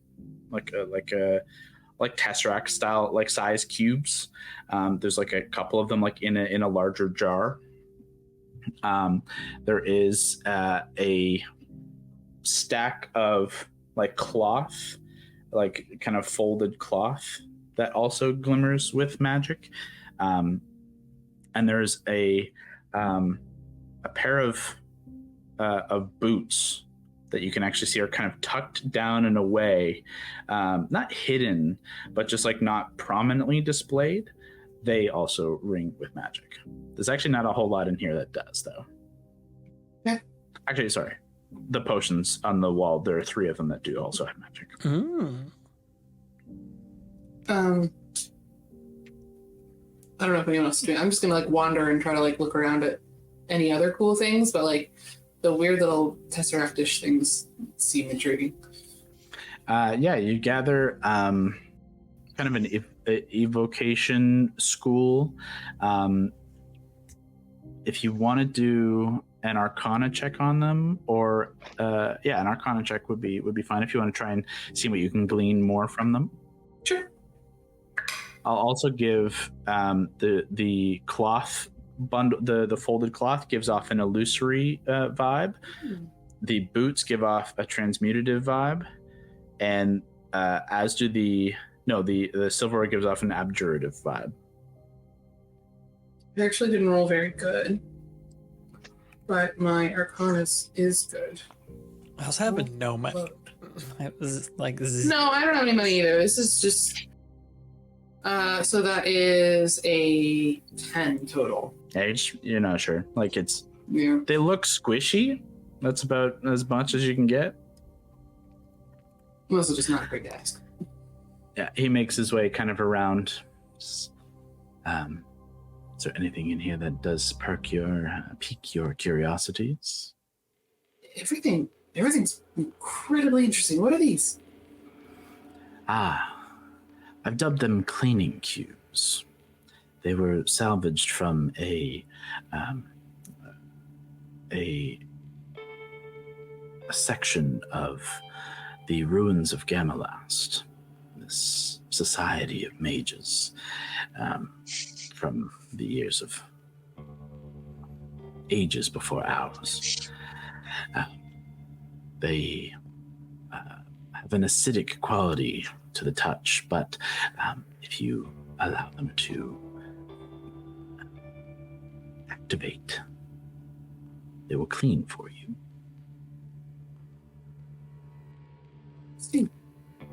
I'll lean into Nettie and be like, this guy has cleaning and a spoon. This guy has some Tide Pods and one of those baby spoons that when your food is hot, it changes color. Nettie, this guy sucks. We don't need to waste our time with these trinkets. There's other cool shit, guys. He says, these are not trinkets. These are relics. These are antiquities taken in great painstaking endeavors into dangerous areas of this realm. I trust you look upon these with greater apprehension and understanding of their salvaging. Do you ever talk to like a bunch of moths? No. Well, The journey to get these may have been incredible, but I just see tools for the weak, the lazy. I didn't want to be that rude. That's quite like cutting. He sits back down in his chair, up with his hands again. I understand. Well, if there's nothing here for you, then I would ask you to leave. I stare at him for a few seconds, and then I just nod my head and I leave. Make an intimidation check. Okay. Thank you. Thanks a lot. He Bonk holds the gaze, and you're just not as intimidating as you hope. The stare, you kind of blink a few too many times. You just like weren't ready to actually have a staring contest. It's a little chilly, and you're just like, and then make your leave. It's not quite as intimidating as you hope. I think we should go too. Maybe not stay. This is so cool. This is such cool things. What about? Okay. I'm gonna be honest. This all seems very interesting, and I'd love to hear all the stories about all of it because it's very interesting. I'm gonna also assume incredibly expensive. If you have to ask. Yeah, I kind of figured. I'm usually work more on like trade. I don't have anything particularly cool on me except this, and you know this. My astrolabe. You just watch his eye kind of trail and watch it and kind of tilt and look. So that he's interested. Obviously, you're not going to trade it, but he does find that intriguing. I mean, good to meet you. Maybe one day. Do you only dock here? Do you go around other places? I am seen in many ports. Right. Okay. Well, maybe one day we'll have something cool that we could either trade. Maybe something you'd be interested in. Who knows? We'll see. He says with a tone of disdain. Okay. Yeah. Let's get going. Andy, let's go. I take some nuts that Too Sweet found out of my pocket and just kind of place it on the counter and be like, tell a great story with these ones. And then slowly put my hand away and then walk away. You walk away and look back over your shoulder, and you see the nuts are gone. Oh, wow. That guy sucks. What are you talking about? He was really cool. Oh my god, Andy, if this is going to be like all the time. No, it's just like his stories. I feel like he knows, been so many places. If you'd actually been to all those places, that's incredible. I was jealous of that newt the whole time. I was like, drown me in whatever liquid that is. And I would listen to that man droll on. I could have listened to him for hours. Oh my god. Let's take the stupid elevator back up. Okay, is there any extra copper in that bag? Do you still have it? Yeah, it's filled with silver. There's no copper. There should now be 6 gold and 22 silver. Okay. I'll trade you silver. Sure. That doesn't seem. Yeah. I have. It took 5 last time. 5 copper. Do you have 5 I have. copper? Yeah, oh God, yeah. They got entirely copper. I'll give 2 you silver. The rest is all copper. 6 silver for 5 copper. That's not how math works. What is math? Okay, never mind. It's fine. I'll give you. Easy enough. You guys make your way back up to Upper Vale. Is there anything else you want to do this evening? Well, we got to set up that dinner, and then I think after dinner would be when we could maybe try and teach I think Ursa some. If we stop at the corner store, the general store, we should see if they have rations and or like, not necessarily like the heaviest winter clothing, but like literally anything in terms of shoulders. So let's do this. Let's take a quick break rather than run through a general store run. Like, there's not anything going to be super impressive there. It's just whatever basic equipment is in the player's handbook. They'll have most of that kind of stuff. So if you want to buy anything and you have the goal for it, we can just run through it off camera. So let's take like 5-10 minutes just to pause, refresh drinks, and do that. And then we'll come back. We jump back in here as the party here has finished buying a couple of bits of tents and rations and things from the general store. A couple of gold down, nothing too impressive. But with dinner on kind of on the books with Captain Verglass and crew, you guys make your way back to the tavern of Mallory's and are able to check in with Cal and Ursa or do anything else before you want to wrap up the day. It's still only just afternoon, like it's still early in the day. If you want to do anything with your evening before this kind of like little shindig, it's up to you. I bought some playing cards, so I would start playing cards with whoever wants to. In the room, I think he got real excited and then just tucking himself right out. It's just pretty tired now. Wants to stay warm. Everyone just ends up having afternoon naps. Pretty much feels like it. We're all toddlers. It's like when you're on holiday and you're like, just a quick little shut-eye in the afternoon. It's really cold. I want to be in warm blankets. Oh, I'll fix the very cheap cloak that I bought. We bought some winter That'll gear. take a little bit of time. Yeah. Ursa will probably enjoy watching, so I'll just use that time to. I would say she that. bored? Yeah. No, she's still interested, but she's less interested in what it is you're doing with your hands and more just trying to pick your brain about magic and like what you think she can do. And like she kind of does. We can play out a little bit of like. So you've given a couple of explanations of how magic works, but when you looked at me a couple of days ago, it seemed like it was something different. Yes, yeah. Well, most times, it kind of magic is a manipulation of energy and stuff around you. You seem to just have it. You have the energy inside you. Like, most times you're just channeling things, right? It's about, you're not creating stuff out of thin air. You're finding magic in your god or the earth or the atmosphere, and you're kind of channeling it into what you have. I think it's more internal for you, but I can't know for sure. I mean, this is all guess. I would say you guys are not in the same room with Cal, letting Cal sleep. But she kind of, without him there as the go-to, like, check for permission, she kind of is a little bit more open.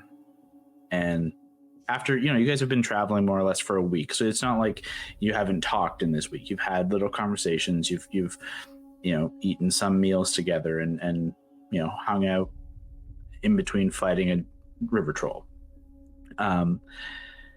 So she's a little bit more casual in how she's like talking about things. But for the first time, beyond the let's get all the cards on the table conversation, she says, "Do you think that the magic is in me, or is it in the thing that's in me? Because it's... When Harriman looked me over, and they thought I was asleep, I was awake.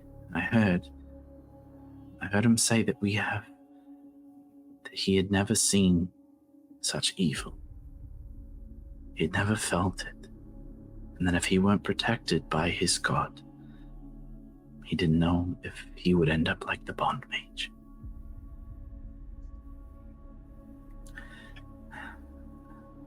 I want to explore this. I want to know. I want to do what you all can do. I want to be something more. But I'm honestly scared. I don't know if this thing is what's giving power, or if it's a byproduct. If it's evil and it's what's making magic, are the Arcana class not right? I think it's less about, we don't know right now. Like, right, we don't know for sure. If it's something separate from yourself, then how on earth would they be correct in saying, well, get rid of you, right? That doesn't make any sense. If it's something that needs to be dealt with, and would not separation, would not something like that make more sense? But again, I haven't had enough time, or honestly, I don't have the resources or the know-how to say for sure. All I can say when I looked at you, it seemed all-encompassing. But when people say evil, evil's an interesting word. It's an interesting concept. Iconoclasts themselves would see plenty of things that are evil that I would disagree with strongly. And I think they have a bit of a heavy hand when it comes to dealing with what they consider evil. So in no circumstance do I think they're right. However, being afraid of something like this is healthy. If you weren't afraid, I'd be far more concerned. Being means you understand that there's stakes and that you need to be careful. For now, I think that you need to focus less on total control or blocking in, as much as from what I've seen, some kind of power source. It's like a sun, think of it like a dam, right? If you have just a dam with all this energy of water behind it, you can't just let it build up forever. It's going to have to be some release eventually. And what we've seen in the past is when you get overwhelmed, that release happens. So maybe instead, I'll put my stuff down. We learn how to release it bit by bit. Yeah. I mean, that sounds good. Okay. I don't want to hurt anybody. Huh. I am a little scared of hurting Cal or any of these others that we travel with. But I mean, when you say a dam, it feels like it is wanting to burst. And it's something I try to hold back and then can't at certain times. Well, then let's learn to relieve at least a little bit of the pressure. Even if it's only a bucket of water at a time. I'd like that. Okay. I'll spend whatever little time we have just trying, I'll just keep showing her the light cantrip. It's the safest one I have. Sure. Is anyone else in the room for this kind of like little test montage? I will have overheard this whole conversation with my new cards, staring at Nettie, and I will say, "Do you have any owl bears?" I go fish. Damn it. And that's pretty much what we're contributing to this conversation. In that case, then, it is a single skill challenge from Andy. Go ahead and make it's just a straight intelligence check. Okay. Like, this is your intelligence, is your spellcasting ability. This is your knowledge of spellcasting and trying to translate as best you can the teachings that you have been taught and how to, use verbal somatic material components to create magic. Can Ray cast... Oh, wait, does this work for this? Does Bless work for these things? It's not Not an ability check. Damn. Never mind. Guidance is what we need, but no one has that. Okay. Oh, thank God. Natural 20. Oh my god! Wow. Damn. I liked Okay. that speech. That's great. Yeah. Over the next 4 hours, like literally the whole time up until like Cal wakes up and you guys are about to like go down for dinner, you sit in this room across on the bed from Ursa and just create light, just this little pocket of light, and she tries her best to mimic, and you adjust the hands and you adjust the enunciation of the words, and in the same way that you've spoken about how the capture of energy for different ways of manipulating magic, manipulating energy shifts. The way that a wizard accesses this energy is through your focus. And so your astrolabe is never far from you, and often it is the source on which you're generating light. For a time, you debate handing the astrolabe to Ursa just to see, can you channel through this? But I think something gets the better of you. Maybe it's a sentimental thing of like, I just don't want something to happen to this. I think it's the dream. But it leads you back to the dream that you can't allow that to happen. And so there's no focus for her to generate this magic from. And for the first little while, that's what you think is kind of causing the problem, and this is internal debate. And then about 2-3 hours in, there's a spark. It's a bright green flash, and it sparks, and she gets very excited. She did it. She created a momentary fraction of light. She managed to do so. And with that, like, burgeoning moment, she begins to build.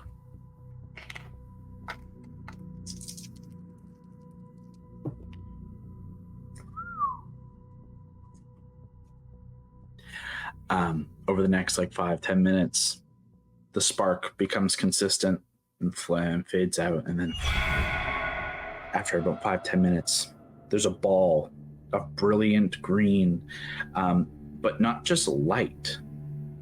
There's a physicality to the creation she's made, and it is reminiscent of that crystalline glass emerald construct that you fought in Grill.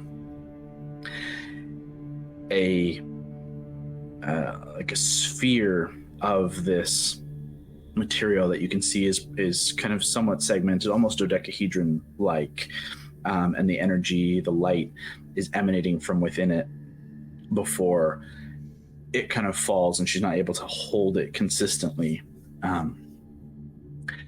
But at the end of this kind of culmination, this like 4 hours, she once again casts light, and instantaneously, ball, crystalline structure, it's cohesive, it's solid, it's there. The light fills the entirety of the room, bright light. It's brighter than your light cantrip. It's more powerful.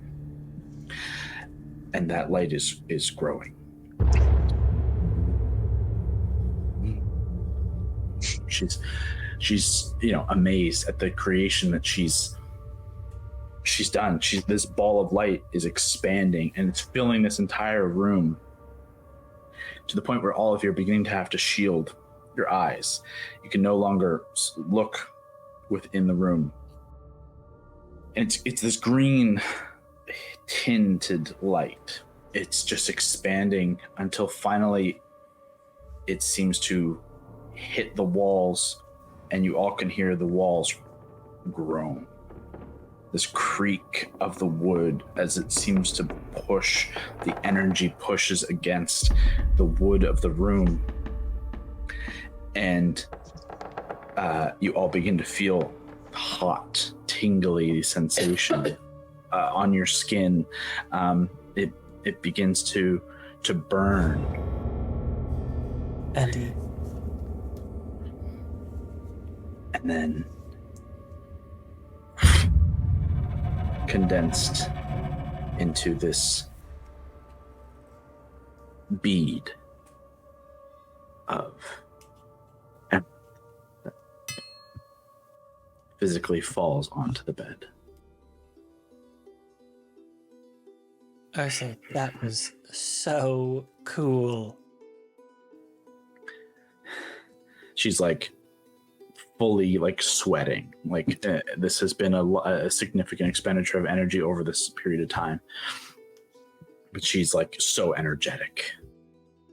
I was a little. Did you? Was that intentional? The growth intentional, or was that uncontrolled? It was more than I expected. To use your damn analogy, I cracked the door. I cracked it open a little, but there's so much. To close it is hard. I don't know if there's a limit. Well, I think the biggest takeaway is you were able to shut that door. Yeah. We've seen you shut it before. You're just gonna learn to open that up just a crack, and then when you want to, shut it again. And Andy's right, maybe do this every now and then, relieve some of the pressure, and you're gonna get stronger and better. Yeah. As long as whatever this thing inside is stays inside and I can close the door on it too. I want to see where this goes. Can I pick up the little bead? I was gonna try and sleight of hand it too. I was gonna try and grab that little bead. It's very warm to the touch, but not burning, but it's very, very warm. Do I have a feeling that this is magical? Or is it just a result of something? Make an Arcana check. 18. You can feel the tingle of the magical essence of something, but it's waning. It was a byproduct that begins to slowly subside. But what's interesting is that there is a byproduct. Yeah. Like, I was going to potentially cast Identify on it, but it's ritual. So by 11 minutes, it would probably not be magic. yeah. No, there'd be nothing left, yeah. Okay. Are you okay if I keep this? Sure. It's I put it, I have a bunch of beads on my staff in like a bunch of spots. Kind of loop it in with some thread to make a little, like, almost like a setting for a ring, and put it in there. I like to collect things as, remind us of time with people. Yeah. It's definitely been something to remember. There's a knock at the door. Come in. Creaks open, and you see Kelzer looking far more refreshed than this morning. Well, I don't know if I've slept that long in my entire life combined, so how is it going in here? Cal, your scales look phenomenal. I think you should get more shut-eye. Thanks. Hopefully, once we get out on the ice, then I can kind of breathe that sigh of relief a little bit more. We were just... Speaking of which, we did find your friend. Oh, good. He's in town. I was a little worried we would have to wait. He invited us to dinner. Really cool guy. Your code was hard to crack. We kind of forgot it there for a little bit, but we figured it out. What code? You know, like, it was like, what was it? Lone gunman, lone... Like the lone ranger? rusty comes... Oh, that wasn't a code. That's just, you know what, it doesn't matter. So what, are we, time is it? It's almost dinner time, and he's invited us there on the ship. He said he can never leave. I think he'll die if he leaves. That was what I interpreted. But Well, that's... I don't like it. He made it sound like he was gonna die. Probably could have died. Well, maybe something's changed, but he's always been like, he doesn't like to leave the ship. So we're invited there for dinner, and he was excited to meet you, and I think hear a little bit more about what your favor is. I imagine so, yeah. But we could get on there. I'm starving. Yeah, y'all are coming? Yeah, Nettie just wiped the floor with me at this card game we invented. Witness it for the world. All right, well, after all this sleep, I could definitely eat, so why don't y'all lead the way? Okay. We're not taking the stairs because it makes my paws too cold. Oh, I mean, we shouldn't really take the stairs here. It's terribly dangerous. Okay, good to know. He gives Ursa kind of a side hug and steps out with her, and all of you make your way down to the Rhyme Thrasher for a raucous evening of entertainment. There's music being played by some of the ship's crew. The meal is it's hearty. It's actually very filling and actually surprisingly tasty, provided you're into seafood. And there is plenty of ale to go around, of which Daedric and Cal partake heavily. And they do indeed share many, many, many stories. Some seem to grow in incredible lengths. Daedric does go heavily into, surely on the prompting of Enid, as to what happened with the claw. For sure. And there's a couple of different times he tells his story, and it changes ever so slightly each time. But the most interesting was that it was bitten and swallowed whole by a dragon turtle, and that he then fought the dragon turtle and escaped, but unfortunately did lose his arm in the process, and then just killed a giant crab and stuck it on his arm. It's crazy. It just worked. Whoa. Yeah. That tracks. That makes sense to me.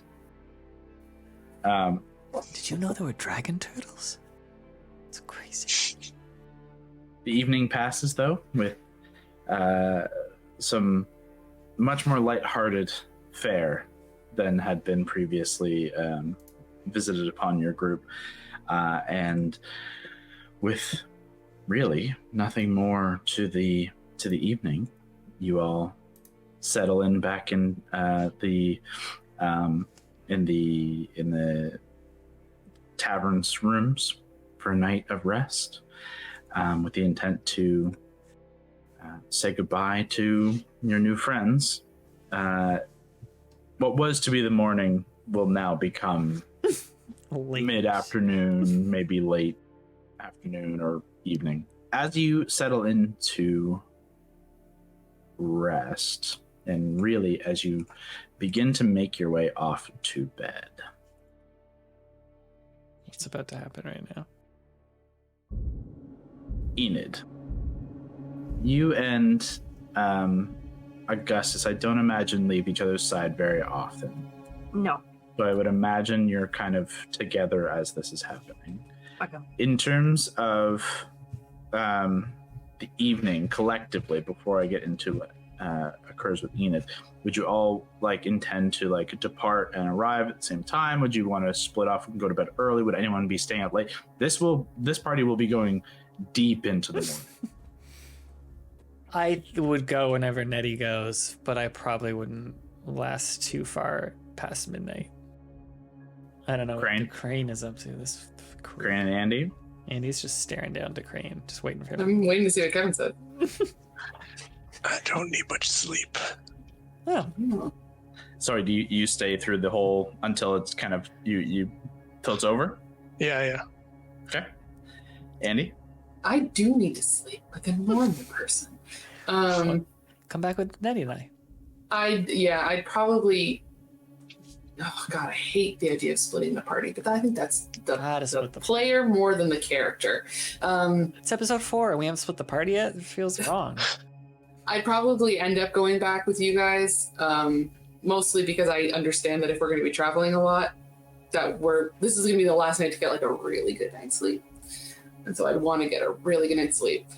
But I think more than going back with you guys, I'd make sure that so is Ursa staying here? Are they staying here? Ursa has fallen asleep at this point, but if at 2 or 3 of you are making your way back to the tavern, Cal would ask can you take Ursa back up to the room with you? Then I would probably go with her. There you go. Yeah. Ursa very groggily is awoken and toddles along with the 3 of you. Crane, you hang back with Cal and Daedric and some of the other of the crew, still raucously telling stories and drinking and enjoying the revelry. It's not long after you leave the ship itself, and it's not something that happens overtly. You're kind of waiting on the platform to go up back to the upper Vale. And night is well set in here. It's fucking cold. Even with your new attire, it sucked to go from the interior, the belly of the Rime Thresher, which was so well insulated, and the meal was good and all this. You were nice and warm. Now you're back out into the shit. It sucks. And having to wait for this fucking elevator is no fun. You're just kind of waiting and waiting and waiting. And Enid, for a moment, as you're just kind of let your mind adrift, waiting is not something you like to do. A scent stings your nose, and instantly it feels like you slip into a dream. Your senses are overwhelmed by rotting vegetation and decay mingled with choking smoke. Your eyes shoot open in this dream state, but they can't adjust. Whether it's smoke or tears or the imperfection of dream and memory, you're surrounded by fog and an uncomfortable heat. A shape steps through the edge of your vision, striding forward with heavy steps. The smoke or fog billows and shifts around their movement. They toss something from their shoulder, landing in a groaning heap, not far from you on the ground. Your other senses begin to tune in. Your ears are overwhelmed by a whining drone that is mingled with the furious beating of your heart. You can feel it thumping as fast as it's ever done before. The burning and stinging sensation of your eyes and nose. The edges, just nothing can sate this pain. And the shape looms closer to you, dragging something behind it. A body, a weapon. It seems nefarious. You're afraid. You feel the grip of fear on your already rapidly beating heart. And you feel yourself push up from the ground, and your hand catches and tightens over the hilt of a blade that is warm in your hand. And your mind erupts with light and memory, and you feel your body springing into action, blade poised to strike as you scream and dive towards this figure. You shoot forward and nearly topple off the edge of the platform. And in that moment, this split second of sense memory, you come back to present, now, here. The frigid cold, no longer stinging in the same way of heat, rot, but that scent of rot and decay, this sense memory, you still smell that. Somewhere on the wind, here and now, you smell it. It lingers somewhere in the air. And you know that sense. You know that scent. Deep in your memory, deep in your gut. This is something wholly evil. We'll pick up there next time. Oh what? my goodness.